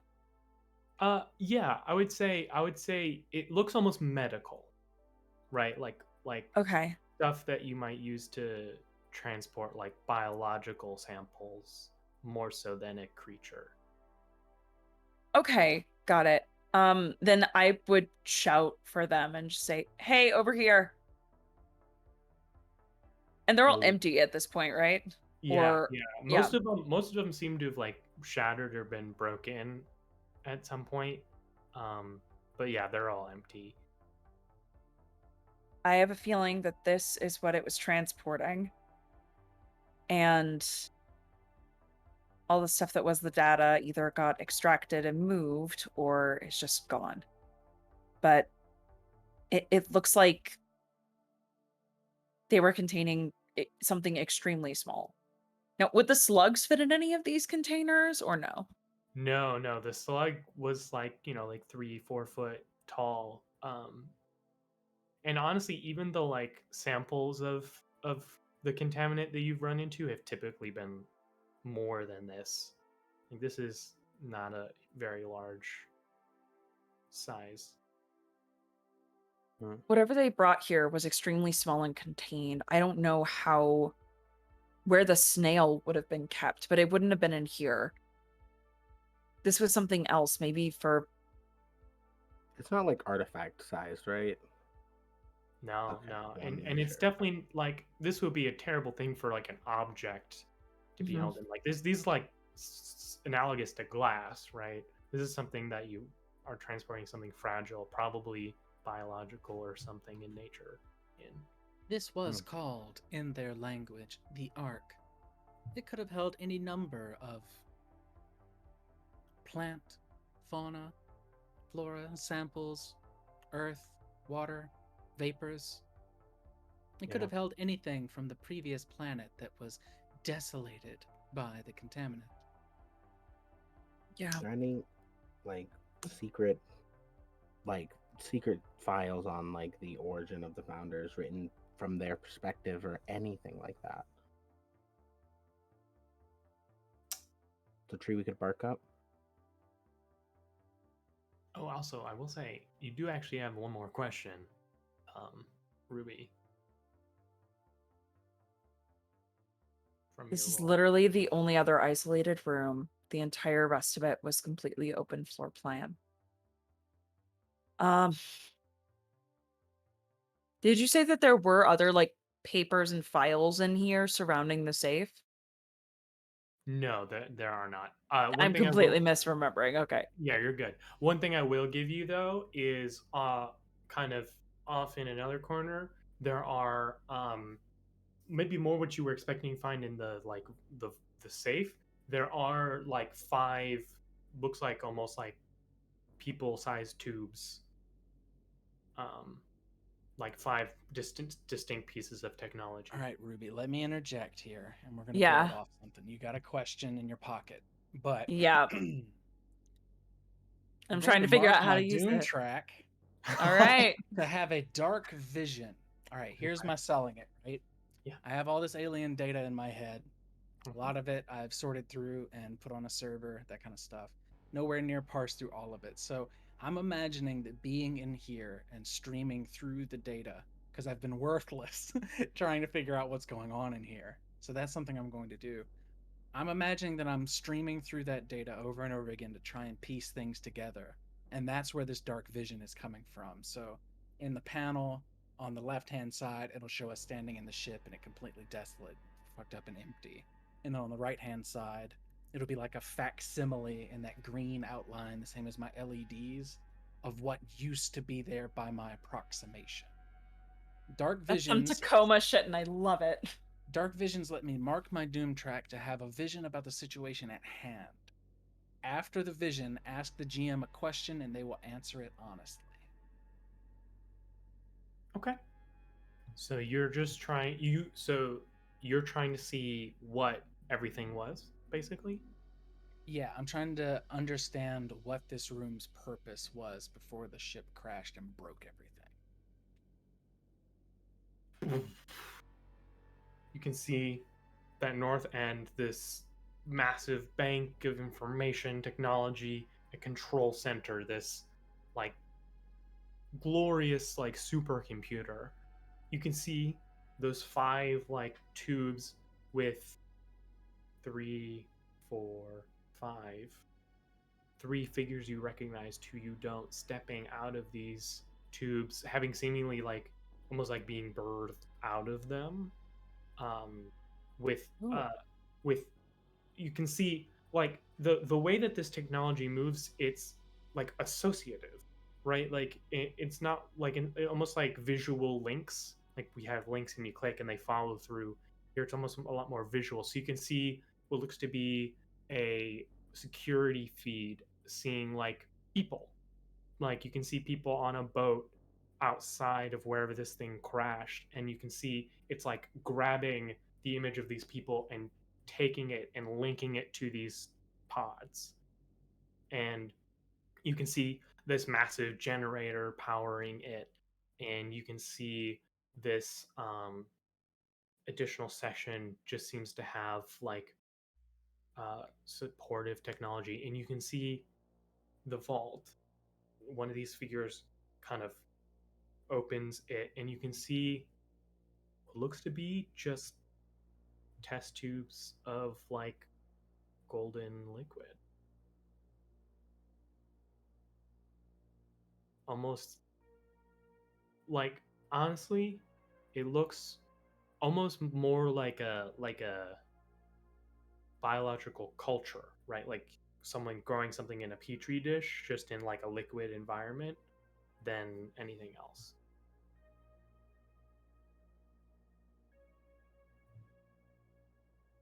So I guess my question would be, and I'm imagining that the two of you see me in this green cast from my eyes as I look through, look at the computer and sweep over all of those things around to the vault. When I look at the vault, I guess my question is going to be, after the vision, ask the GM a question. They will answer it honestly. Well, I guess my question would just be, what is this golden culture inside these biological containers? When we think of when we think of an escape craft, we need to think of the size, like something big enough to hold a bunch of people.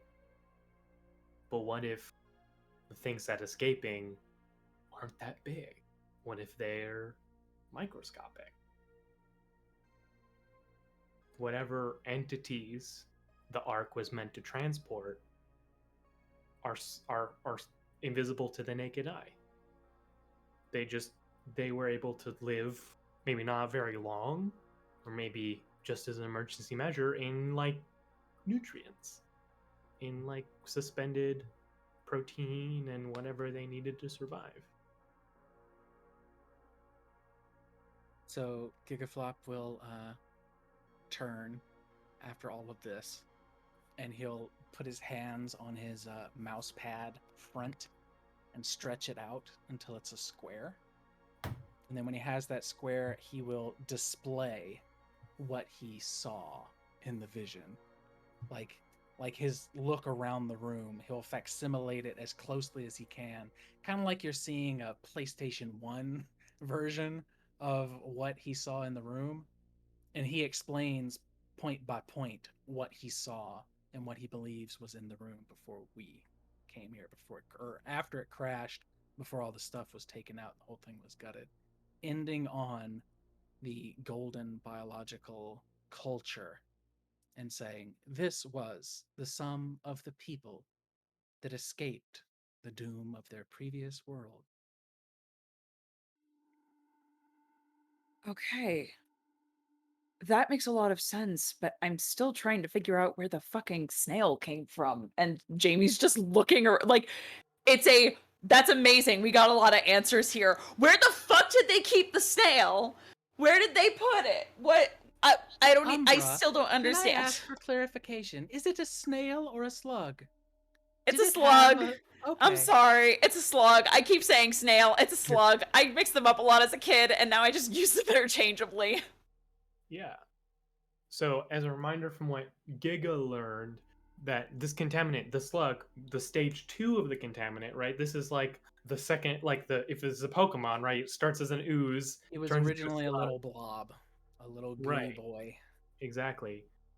These slugs are interstellar parasites, according to the data that Giga was Wait a given. second.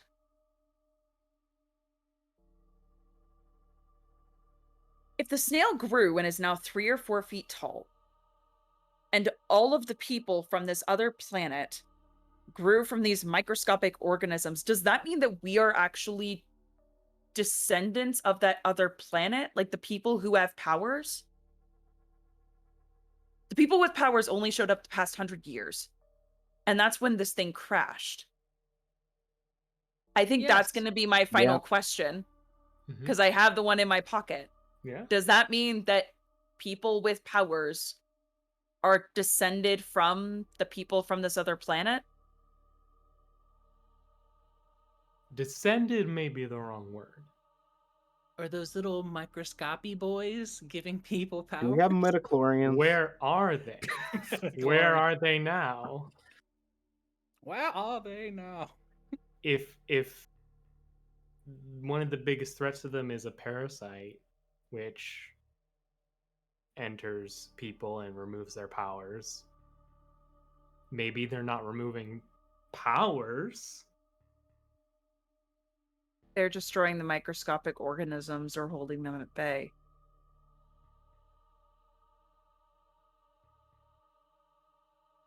Fuck. Okay.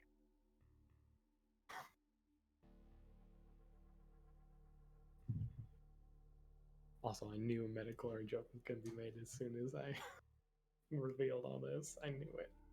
Just real quick. It could have fixed it so easily and just said the metachlorians are attracted to Force users. Well, the see, more- but when you talk about the wills too, we need to Shh, talk about. shh, shh. Just say the more No, no. metachlorians that are in your blood, the stronger you are with the Force, and then sweep that all under the rug, and everyone would have been happy with it. But no. Anyway. Okay. So we know that now. This in mind, we need to go regroup with everyone. I think it's time. Ba-ding, ba-ding. You get a notification of a call from Stone Lady. Yeah, what's up? So we did a little recon at the Yeah. place you told us to. Put it on speaker and keep the volume low just so the three of us can hear. So there's this facility. We found it. There's still some of those robots mucking around. But the like big central thing you talked about, there's just a big hole in the ground now. There's no slug like thing anywhere. What? Yeah. Fuck. That probably indicates it's moved to stage 3 and will now infect an entirely new planet after it has devoured this one. We need to keep moving. We need to figure out where it went. But we're working on a really fast ticking clock here. Stage 3, what would they be doing with that next Sam? Stage 3, the contaminant takes over the entire host planet, including possibly the core where it can feed off of all sentient life. Is there any way to reverse it? Is there any way to stop it? It just automatically saps into the earth? Unknown. It's never happened on this planet.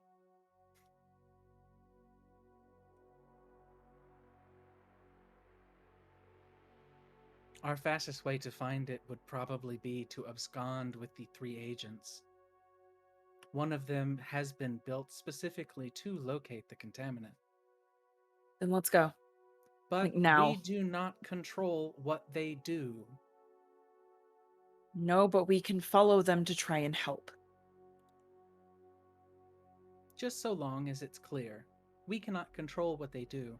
We have no idea what dire actions they may take in the face of such a thing as stage 3 of the contaminant, when they were happy to imprison supers forever at stage 2. And even stage 1. But sure. I'm not even saying it's a bad idea. I'm just making sure you're informed. Maybe- No, that's fair, but I don't really see any other options here, do you? Yes, Rob B. Rolling? What were you saying, Rob B. Rolling? Hi, no, Stone Lady here. I don't know who this Rob. I mean, yeah, it definitely sounds maybe like a. I mean, this all sounds bad, but.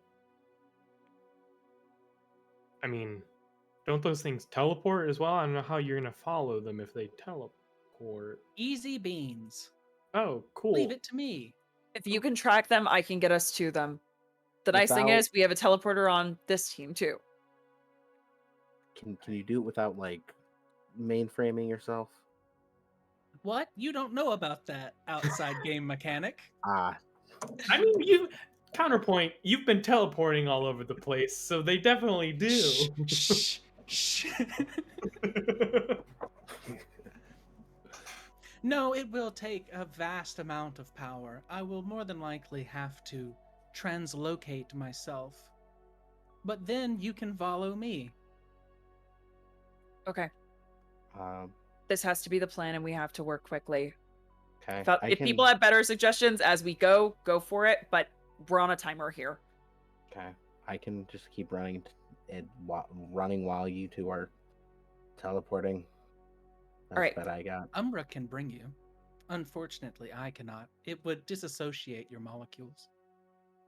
I got it, but for now, let's get to the agents. And Jamie, just now that they've decided this is the plan, we're getting to the agents. It's a really bizarre shot where Jamie just opens a portal underneath them. They immediately fall down and they come back up, just standing in the room, directly in front of that agent that was imprisoned and the two that are now frozen. Hello. Are I you think gonna- it's time to release you now. Do you? Yeah. They immediately teleport away. As soon as the hive mind is back online, they're gone. And Gigaflop says, 1 Mississippi, 2 Mississippi, 3, and then Gigaflop's gone. I will mark my doom track Wait, to tell us portal. Mark your doom track to appear in a scene with anyone you want. Mm-hmm. I want to appear in a scene with the agents. Yeah. How many more Doom we got to go, bud? Lanny! Cool. We have 3 doom remaining. And I only got the 1 potential so far. Mm-hmm. Can I teleport to Sam? I Roll can to just like unleash your powers. text I you was the I was address. yeah, I was able to previously roll to the location of Kinesis, so I know I can teleport to people as long as I know them. Hey, Yeah. that's awesome. It's a stretch of your powers, but it's within your ability. Yeah, although So I don't think what's this free? is gonna be great. That's a 4. Oh man, even So- team is not going to help us there. So hey, No. free potential for you, Yeah. but as Gigaflop like digitizes and teleports away, it's a different like level of being than you typically teleport to. You're much more like physical plane, right? This is digital space, and so it's enough of a thing to throw you off your game, that you're not able to fall in this moment. Gigaflop, you find yourself. Yeah. 1 moment, bookkeeping. Cool. Let me Yes. find it. I was trying to clear a condition by doing something stupid. Which one was that? Oh yeah. So I believe you're currently afraid. Insecure. Take foolhardy action without talking to your team. Ah, yes. That's exactly what you just did. So get Yeah. rid of that. Get rid of that annoying guy. So, Gigaflop, you appear in a subterranean cavern with these 3 agents standing.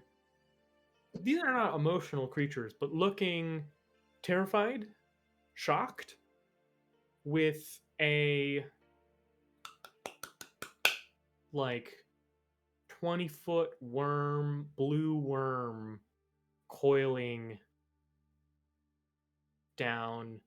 Like you see it is basically slowly corkscrewing further and further into the earth. This is like 20, like, we're talking like classic purple D&D worm scale, right? This thing is massive. It could eat a bus like it was no problem. Same color as our blue larvae friend, just coiling deeper and deeper into the earth. We're gonna come back. Jamie, Leah, what are you two doing? As the teleport doesn't quite go through. Yeah, Well, I guess Gigaflop, are you gonna try and communicate? Like, what do you try and do? I suppose we should know. Sure. I'm here with the 3 agents. The 3 agents are looking down, terrified, stretching their powers that far. They've never done it, so probably they're not even capable. So that's probably something to be terrified of. How deep underground are we now? Can I get a sense of that? Because if it's corkscrewing straight down, maybe I can judge, kinda. Yeah, I'm gonna say this is gonna be unleash your powers to try and get signal and orient yourself with the technology of Earth this far down. 11. 11, great. I'm honestly, the exact depth is probably harder to get, but you're directly beneath the facility. Like this, like the giant hole that it had just gone straight down. It's not like that's it. You're right. You're right below the facility that the larvae was in. Cool. So I'll ping over the PA system, or no, No. because it's a Sorry. the gentle touch on the face after you said no. Yeah, since it's a different facility, I'll ping off of a relay, like a radio relay, because they go way faster than cell phones and stuff. And I'll just send a signal straight to all of the speakers in the founder's place. So Gigaflop's voice comes through in that transatlantic accent, like directly underneath where you saw it last. Saw it last. Now we'll cut. I can't get to him. Maybe I can take It's the rain on this. well, it's like they're not here. I don't know how to explain it, but I can't get a connection. And we heard the Can we heard get the to relay the thing? facility? Yeah, So so it's you heard just digging Gigaflop down say- Minecraft style, right? Oh, Yeah. great. So Yeah. the hole where the larva was, it just went straight down. Okay. It was that simple. Yeah, Mhm. wonderful. Yeah, I can fly us down there, or speed us down there with some powers, right? You can absolutely do that. I can teleport us down, whatever you want to do. I can fly us over there. You have to say it with an exclamation point. Aha! I'll fly us over there quickly. Yeah, I'll get us done. I'll at least get myself down there. I'll race you. You know what? I'll race you. Okay, I immediately teleport. Uh, I would like to walk into a shadow of this place and say you're on, and teleport there, please. Yeah. Leo loses the race. You can't move faster than teleportation. I'm sorry. You can't move I know. faster than Sorry. shadow teleportation. Oh, I It's know. I close. just want to make it fun. So, When you get Leo. there, no, no. What a little criminal. Sorry, not even a smooth criminal. sorry, everyone. Hang on. Criminal baby hours. Incredible. Criminal baby. We are going to do the team mechanics here while Ruby is indisposed. So we start with 2. I'm going to say that we do have the same purpose all in the fight. You 3. Do either of you mistrust Jamie in any way? No, Ruby a little bit because that cat, but no, not Jamie. I about to say I think the cat may be working Yeah. working against our better interests. It's Oh, the for sure. worm. No. Yeah, The yeah. cat's in Honestly, on it. it's The stage cat's on the 4, take. actually. The cat is stage 4 of the contaminant. Yeah, Spoiler she's on the alert. take. She's helping. Apparently. Hello. Sorry. What did I miss? We're doing the team mechanics for getting into a fight. Great. I love it. So, hey, Jamie, do you influence over both of these friends? Oh God. Hang on. Confirmed for influence. Yes. Yes. Okay, then we are Yes. sitting pretty so far at 5 team. I guess, do you all feel ill prepared or off balance for what is about to happen? I mean, we had a plan to go in and do this thing, but the plan is also constantly shifting. So I feel like we're off balance right now. We have 14. As Okay. you all appear throughout your various methods and see this worm burrowing down. These agents, you can tell Gigaflop, like, this has never happened. This is like running at the very edges of what their knowledge is, so they are stuck for answers in like this immediate second. Like, this was all hypothetical, right? This was their whole point of the entire of these beings was that it would never get to this point. What do you all do? I think I would just shout, "Can we kill it?" To the agents. Like, I'm shouting that to the agents. Oh, yeah. They like look at each other and seem to be like it's like a lot of looks. They're having a conversation in looks, engaging with stage 3 contaminant is an unknown strategy. Never been Well, no data. we probably need to kill it before it gets to the center of the earth. And I'm gonna call Stone Lady really quick and tell her where we are so that team can get here fast. Okay. Roger. Yeah. They're coming. Okay. And at this point, I think the plan just needs to be try and kill this thing or find a way to stop its descent, slow it down. And I relay that to the team. Slow it down or kill it at any cost. Where are you, Ethan? And because I'm mean and heartless, it's come to my attention that Leah talked about the Doom openly, so I'm going to need you to mark another Doom. Yes. 2 doom remain. I thought that was if you talked about it openly. Is it if anyone talks about it openly? What brings your doom closer? Talking about it openly. It does not say me talking about it openly. Talking about it openly in general. Interesting. Okay. Got it. Because of where we are in the story, I'm gonna do it, but we'll take that on a case by case basis. Okay. I just didn't know. Yeah. Me neither. Okay. We're learning together. It's the what is it? The giant octopus we don't talk about in the kitchen. Ignore it. Okay, I'm looking at moves to try and do something here. Yeah. Can I see the front of this thing? Yeah, it's a big gaping maw as it's digging down into the earth.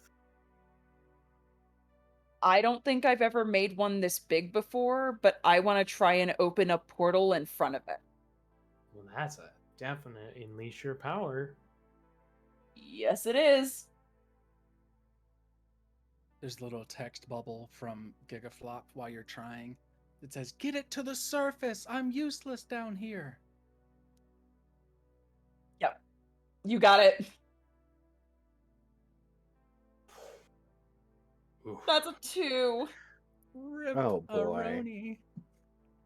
Aroni. So as you try and teleport this worm, you can feel as it starts to basically burrow into your portal, and you need to reflexively you try and widen it so that you can get it inside, and it's almost like you're starting to tear a muscle. Roll to take a powerful blow.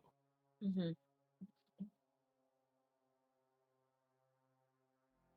That's a 7. Is that plus conditions? Correct, but that's gonna be your middle bracket. Should be. Yeah, I have 1 condition. So great. So cool. choose one. You lash out verbally, provoke a teammate to foolhardy action, or take advantage of your influence to inflict a condition. Give ground, give the opposition opportunity, or struggle past the pain and gain 2 conditions. Oh God. As you feel the muscle that is your power stretching and almost breaking in the strain of this. I think it's struggle past the point. At this point, things have hit max capacity. They have to push through it. Yeah, so I'm gonna go ahead and take 2 more. So I'm gonna take wait, no, I don't have a condition marked. Sorry, Great. there's a bad highlight on my sheet that isn't an actual highlight anymore, and I forgot about that. Well, hey, I'm gonna you now have just 2.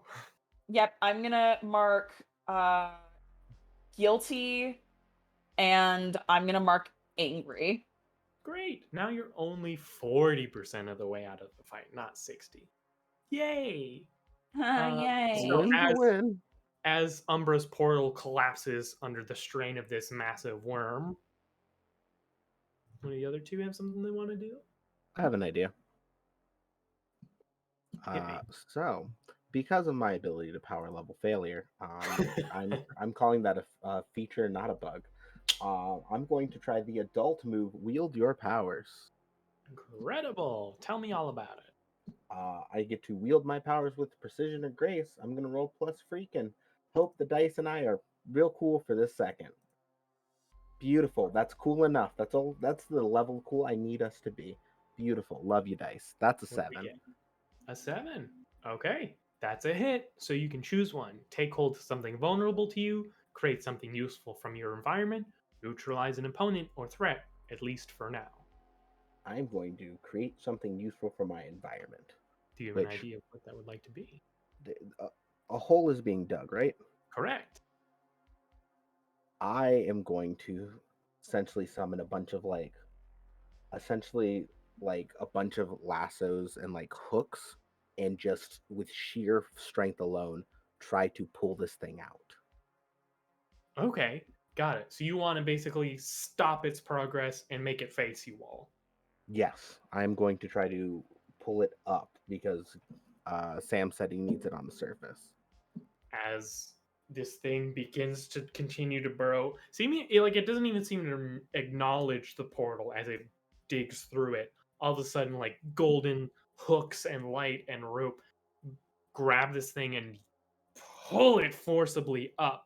And it's not like on the surface, but basically there's like this little side tunnel that you all are in, looking down its massive kind of tunnel that it's made. And it's now like head is near all of that, is it's now kind of like forcibly like up against the side of its own wall and tunnel that it's created. Um, Looking quite upset, but no longer burrowing down. Gigaflop, is there something you would like to do? I'm a tech man. Tech man, Yeah. hundreds of feet underground. When you say Sick. surface, do Sick, you sick. mean like on the city street surface, or It'd be perfect for a portal, but it'd be hell dragging it all the way back up there.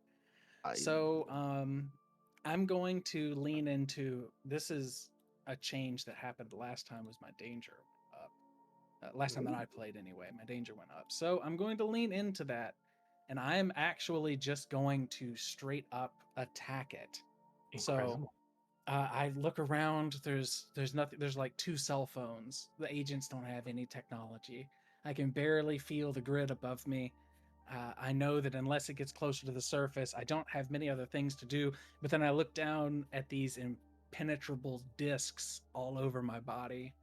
I'm like, well, these are for something, and I'll directly engage a threat. Roll plus danger. That is And- a 9. Anybody want to juice me to a 10 with a team? And just for to make dice? sure you're not afraid, are you? Heck yeah, do it. I am afraid. That's a 7 instead. 7's good enough Yes. still. That's still a Yes. win. 7 is Still still is a good enough. hit. So keep Then we- the team. Yep, we'll keep it. So remember, we are still at 5. So you get to pick just one, resist or avoid their blows, take something from them, create an opportunity for your allies, impress, surprise, or frighten the opposition. I'm going to create an opportunity for my allies in that I'm imagining that Umbra is opening this portal, this thing's digging straight over it, and it's nearly like ripping the power straight out of Umbra to try and open the portal as it's being swallowed. But it's being dragged back by the chains just enough, and I'm going to like pull my way past it inside this tunnel, just squeezing between it and the wall and the stone. And the stone's ripping out and crumbling behind me as I'm past this thing. And I grab onto its gigantic maw and start pulling at it too to try and pull it back far enough that Umbra can maybe open the portal. As- And I'll need to take a powerful blow. Wrenching, yes.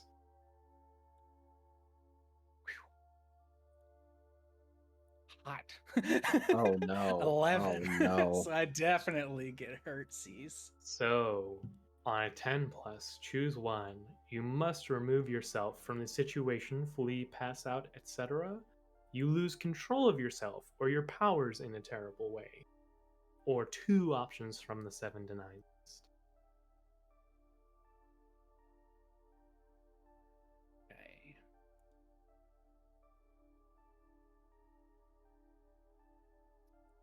I will let you know as your GM that if you choose to lose control of yourself, you will mark 1 doom.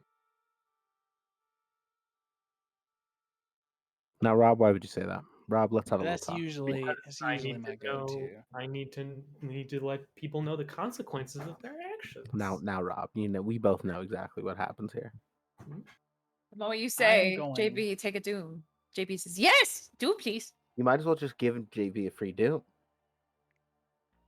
Don't tell I'm me. going to mark 2 conditions, and I'm going to lash out verbally to take advantage of my influence over Leia and mark a condition for Leia. I will inflict upon you. Gigaflop lashes out. And he says, "What's the point of your super strength if you can't move a fucking worm?" As he's trying to pull this thing back over the portal so that it can open. Is that the first cuss word that we've heard from Gigaflop this whole session, this whole campaign? I think so. I think so. Amazing. My lord. We got confirmation from the voice in the The sky. eye in the sky got us. Hashtag fucking worm. Look, we got mini flop and profanity. This is mixed Great. messages today. Well, we 100% need to go to see what Leah does. You've just been. What do you do? I think hearing that, she's going to she the condition she took was guilty. She's Okay. no, insecure actually. She took insecure. She's like, oh, okay, and I'm like, not guilty. That's gonna hurt you to accept. yeah, no, it's so definitely you see her like armor start to flicker like off a little bit again as she's like, she just heard what she needed to hear today, and to hear this from Sam isn't great. She'll be honest, but she's like, she also knows it's a stressful environment, and like she's going to try to intuit and like this is the situation talking, this is the stakes talking, this isn't Sam lashing out normally. It's not Sam behavior, and she's going to Grid, man. double down and try to wield her powers again and just keep pulling even harder. That's it's simple, but do it but more. Okay. And you're not hopeless? Nope. Okay, great. Roll plus freak. 7 again. Once again, enough. I got a 6 and a 1 on those. Really giving the two sides of Leah right now. I like it. Just eking out just barely. So with wield your powers, you can neutralize it. So basically, you're able to hold this thing in place as these glowing like chains and like gladiatorial weaponry is holding this worm. You see it struggling to try and like break out of it, but it's holding firm as you like concentrate and do whatever you're doing to hold this thing in place. But it's not, I mean, it's massive, and it to like you to physically take it up to the surface, I mean, Herculean is the word that comes to mind. Pulling it is going to be harder. The other thing I'm thinking is essentially like using my powers to manifest almost a winch to hold it long enough that I can go swing down around and use that sheer momentum to punch it up higher, and just like start similar to the building but just going even higher. With my directly engaged, we did open up the opportunity for Umbra to open the portal too. So Yeah, I was getting it gonna back say- that far is like, Oh yeah, Mhm. absolutely. That's absolutely the action I want to take, is trying to open that portal again. And it's the action moment of a hero trying to struggle past the pain so much that just the blood curdling battle cry releases. Yes. And with all those pops and transitions, I feel like Jamie is like big mask right now trying to fight this thing. Incredible. Okay. Incredible. Let me see. 9 minus 1, that's an 8. It's an Plus 8. 1 from me setting up the opportunity, and then I will Mhm. spend a team to get you to 10. Okay, amazing. Then a 10. A 10. So That's it's it. all And that was a roll to unleash your powers. Amazing. Thank you, JB. yeah, so it's like it's all just complete fucking juice. So if the portal's like close enough and it's just flickering on the edge of power, I'm imagining that since I can do power absorption, just pull a little from the worm and just enough to push the portal over the edge to open completely. 100%. This is 100% like would not work unless all three of you are doing this, as we have the like divine like golden binds keeping this thing from moving. We have the Umbra making the largest, most powerful portal you've ever made, second most you've ever made, because this one doesn't travel through time at least. And then Gigaflop helping with that last bit of restraining and juicing that portal just a little more. Umbra, where does the worm go? Where's the I want to send it up to the surface right where I know the other teams are ready to fight. Okay. So not directly next to the hole, but Mhm. close enough that the teams can see it and engage. Okay. Just so you know, that's in the city. Just so we're clear.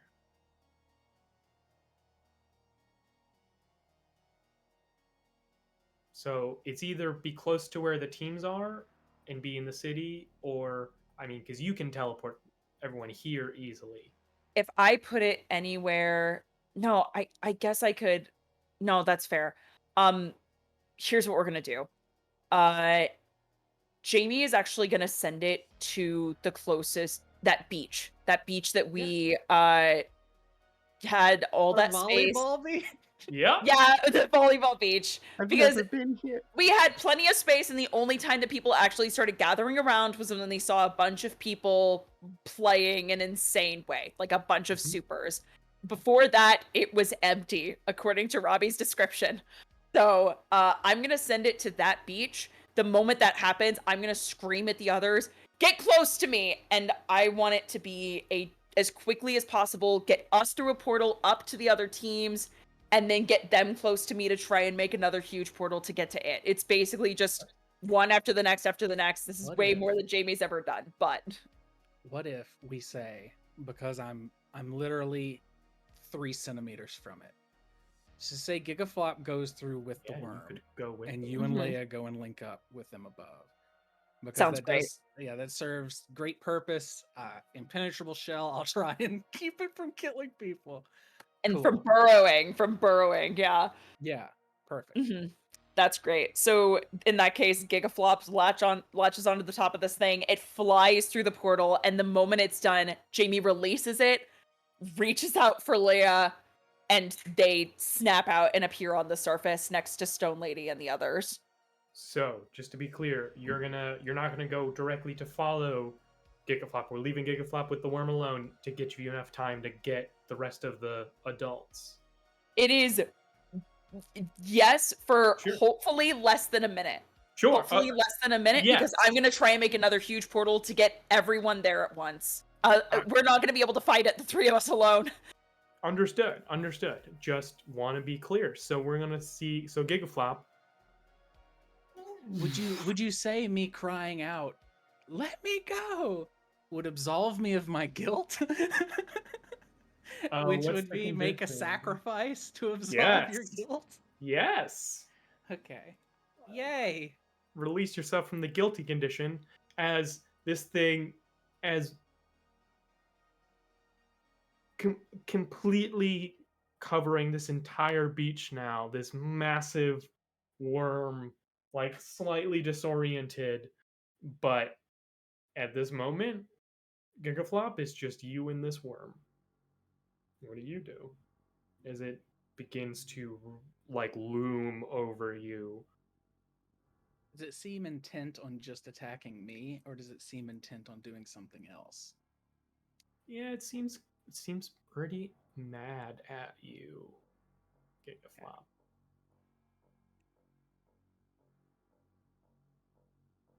Was going to try and defend. I guess I could defend myself. Sure. Defend someone or something from an immediate threat. I think instead I'm going to just try and attack it again. But yeah, this time, that's more applicable. yeah, instead of just punching it this time, I'm on the surface, baby. Yeah. So, like making all those rapid connections to all the technology around. I feel connected to all these things again. I have more room to play, as it were. Question: Are there any, like, my mind wants to go way the fuck out there into something insane and absurd. So I guess the first question would be: Are there any like orbital weapons platforms that supers would use, like that shoot fucking lasers and stuff like that? They can even be decommissioned, but anything in orbit that could be used as a weapon. Let's say there's one. Yeah. So I'm imagining this panel where this worm looms up and it's 100 feet tall or whatever, and it looms down with all those lamprey teeth, and tick, tick, tick, tick, tick, the eyes do that loading thing. And I'm going to try and find a satellite and push it off of its trajectory to try and hit the worm with the satellite itself. Okay. Now, right? Yeah. So this would be a great way to unleash your powers. But that's going to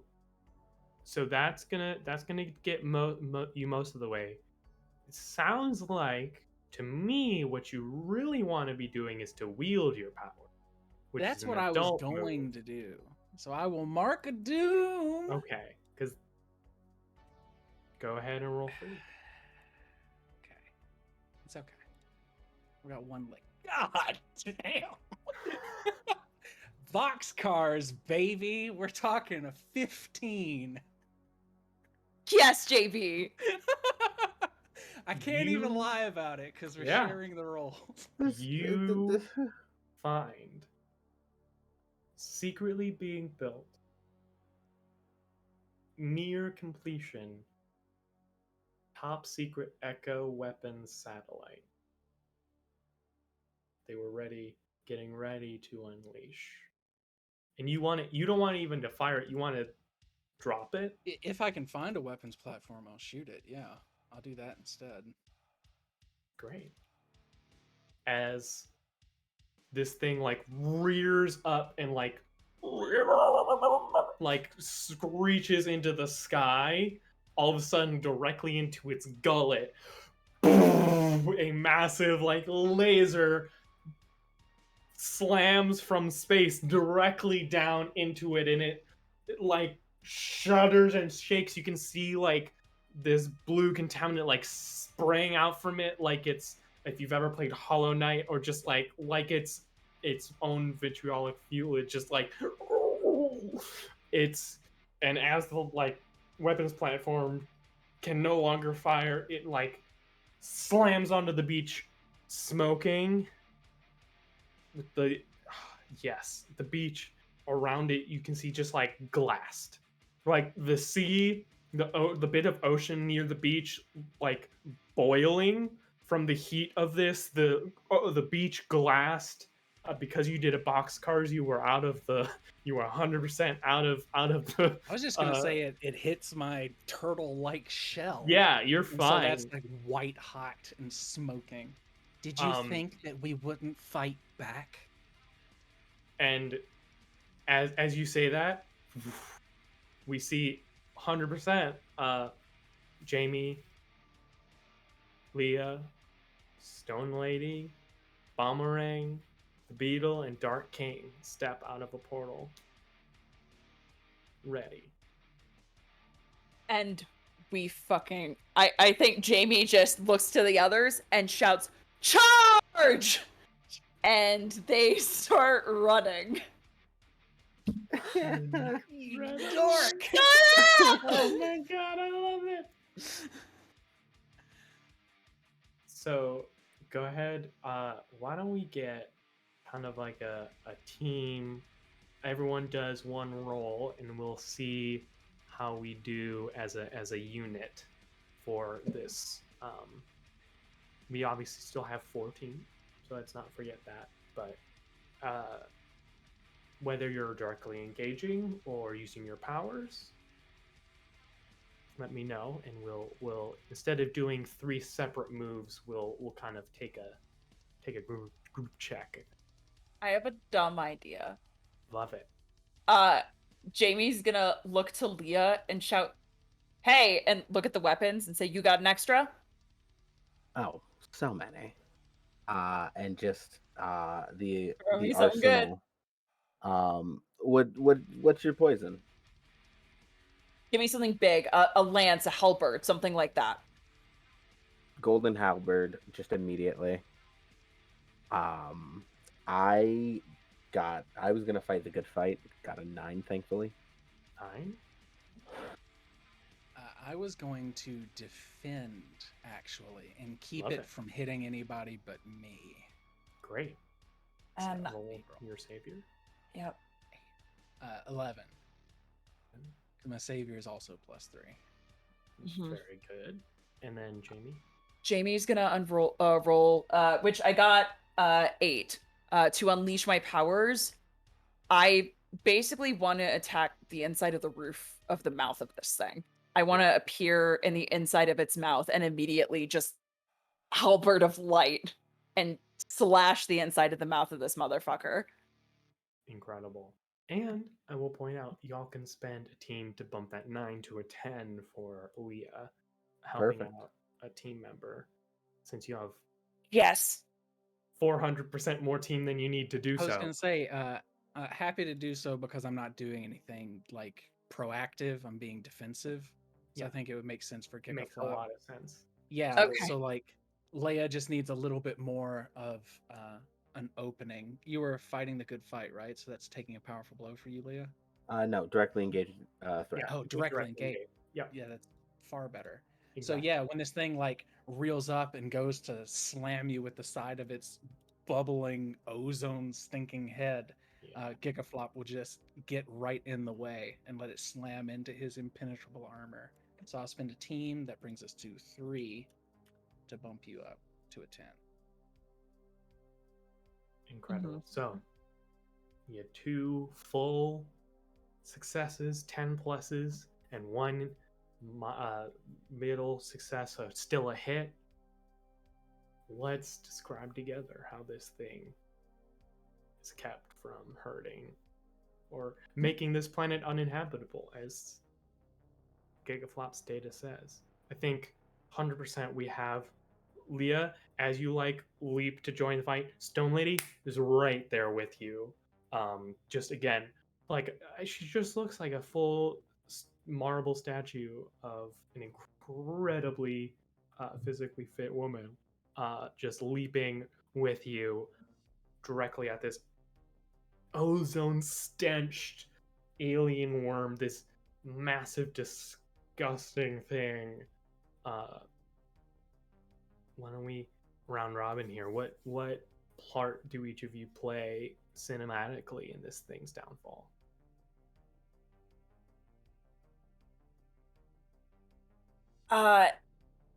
I feel like Jameson teleports into its mouth, and the idea is a lot of really important places it can bleed are in here, and as Jameson is stabbing away, cutting at it, trying to aggravate it from the inside, is also looking for that point where the brain is. And the moment that they realize that, are gonna poise and ready for that shot. Incredible. You see the beetle, who, I mean, dress it like their super suit has like a giant shell on it, but you've never seen them fully like fight. You see what happens is they come down to the bottom of this thing and they lock their arms around it, and in something that you've never seen them like anyone be able to do, is able to lift and hold it steady with truly titanic strength, um, holding it steady for this shot to come in. Bomberang launching all of his tech, like keeping it from getting a chance to even orient itself. Like it seems to have a large like series of eyes around its head, and just like explosions and flashes of tech are keeping it from being able to, seemingly almost blinding it to what's going on. Dark King, you see starting like parts of it starting to necrotize just like by the presence and actions of Dark King, weakening it, like slawing its muscles away. I'll let you have the alley oop, Leia, and Gigaflop will. I think that it would be an interesting kind of wombo combo for Gigaflop to go over to Stone Lady and say, "If you could please, could you throw me at it?" Just shot put, no questions, no problem. He goes end over end. One jumps out the- one arm. As he's hurtling towards it, he will use his. What the fuck is it? I lost the word. It's been so long since I played. His body transmutation. He uses his body transmutation to turn into lightning again, and this time, because Beetle's holding it up away from the water, it's just it and Beetle, and Beetle's grounded in the sand. He just laces through it over and over again as this crackling bolt of lightning just frying all the places that aren't being necrotized on the opposite side from Dark King, setting it up so that it curls up in that defensive ball for Leia. Yeah. Is Jameson still in the bug, or is Jameson out of the bug? Yeah, if this were in bullet time slow motion, the slashes are happening, the cuts are happening, and as this attack is happening, they are about to jump up and volley to try and slash directly into the brain. Okay. Or at least where they think the brain is. He doesn't actually know. Okay. I think then what I'm doing is, for once, Leia is going to have like lethal arms. Like, for once, she's going to have a sword and shield, which is, funnily enough, her best weapons, but she's never used them because she fights non-lethally. And you are seeing her flying with incredible speed and finesse, just chopping us like a part off, and then summoning like a giant, the equivalent of like a giant battering ram, and almost like a hammer from the sky to like crush one part, and is doing that over and over. Just any piece that falls off to essentially crush it into nothingness. As this thing, held by that titanic strength of Beetle, disoriented by the explosions, as part of it necrotizes away its very like essence being disintegrated, the other half being like charred and electrocuted, like terrible like organic tire burning smell.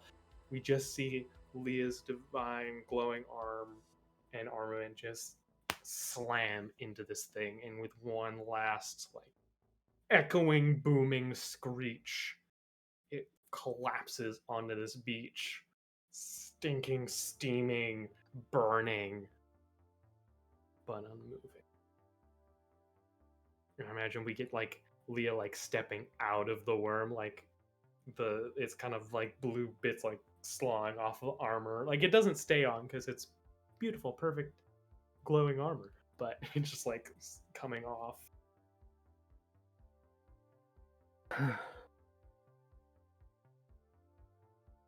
So is that like we did it? Hey, Stone Lady, where's those agents? And that's where we'll leave off for this episode of the Unremarkables. You all beat the contaminant. You did it. I mean, the stage 3. Like, there's probably still little bits of stage 1 around, but you did it. You won. You did the thing. Yay! I don't believe you. Well, you did. You beat this. That's it. You beat it. We've beaten a thing. Yeah. We you beat beat a thing. thing. You Yeah. beat a I thing. love everybody at home. This is why we never have a triumphant celebration, and why I can never use my triumphant celebration move. There's always something worse. Woo! You Yeah. Heroes words. were reactive. So let's go around the table and let everyone know where we can find you when we're not here. Our wonderful friends. We'll go reverse from last time. So our wonderful friend Drop the Die. Tell us, where can we find you? Where's all your cool stuff on the internet? Hi, everybody. I'm looking up a gif of the Alaskan bullworm. Hi, you can find me everywhere at Drop the Die. Lately, I have been writing my own tabletop games and trying to get a little bit more into that, polishing off the last few books that I've been working on for it seems like forever. You can catch me in a little while. It might be a couple of months before they publish it, but I am writing for Arcadia pretty soon, which is pretty cool. Ooh. Finally got the invite for that. It's really exciting. I'm doing play tests for my very first tabletop game. It's very small and very short, and it's called Squatch, where everyone plays Sasquatches that want to steal things from humanity, their obsessions, the whole while mutating and growing in interesting, weird ways. And the playtest for that is going to be this week. And I hope to have it out next month, sometime in August. It should be super cheap. I'm going to put it on itch.io. So no qualms about all of that. But if you like tabletop stuff and you like reviews, I'm going to be reviewing Radiant Citadel pretty soon and doing a giveaway of that because I got the books in today, even though it comes out in a couple of days. Usually I get it a lot sooner, so I could do a better giveaway. But if you want to learn about some tabletop stuff and do giveaways and cool dice and coupons and all that, come find me at Drop the Die on Twitter or dropthedie.com if you want all of my stuff. Incredible. And let's also, like, a truly staggering amount and quality of D&D 5e content, or you could take it for other fantasy whatevers. I mean, magic items, like ideas, talking about it truly an insane, incredible, generous wealth of content. Thanks. And it's all really good. So follow JB.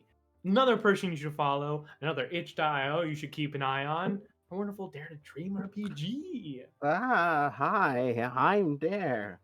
Pronouns she, they, Faye. I am a trans raider, editor, performer, musician, poet, yada, yada, yada. I do a lot around here. But if you liked hearing my voice, I recommend checking me out on the interwebs at Dare to Dream RPG. That is DARE, the number 2, DREAM RPG, where you can catch out some of my writing or just see me on Twitter being, pretty hot. That's a lot of what I do is just being hot on twitter.com. If you want to support me in a bunch of other ways, I recommend going, of course, to my itch page to check out the games I write. They're very sad, but I like sad, high RP games. Shocker. You've seen me here. You know what I'm about. Uh, or checking out dieharddice.com using the promo code Dare to Dream for 10% off. So if you want some loud, clacky metal boys that you could just hear me playing with all the time, just directly off screen, that's what that is. But if you want to see me do more tabletop stuff, I recommend my friends over at Transplanar RPG, an old trans, people of color-led D&D 5e actual play homebrew campaign set in a non-colonial, non-Orientalist world, GM'd by the incomparable Connie Chong. It is great. It runs every Saturday. So if you're not here, be there. And if you can't catch it, we also have a podcast now. Just look up Transplanar RPG. I finally have showed up on the podcast.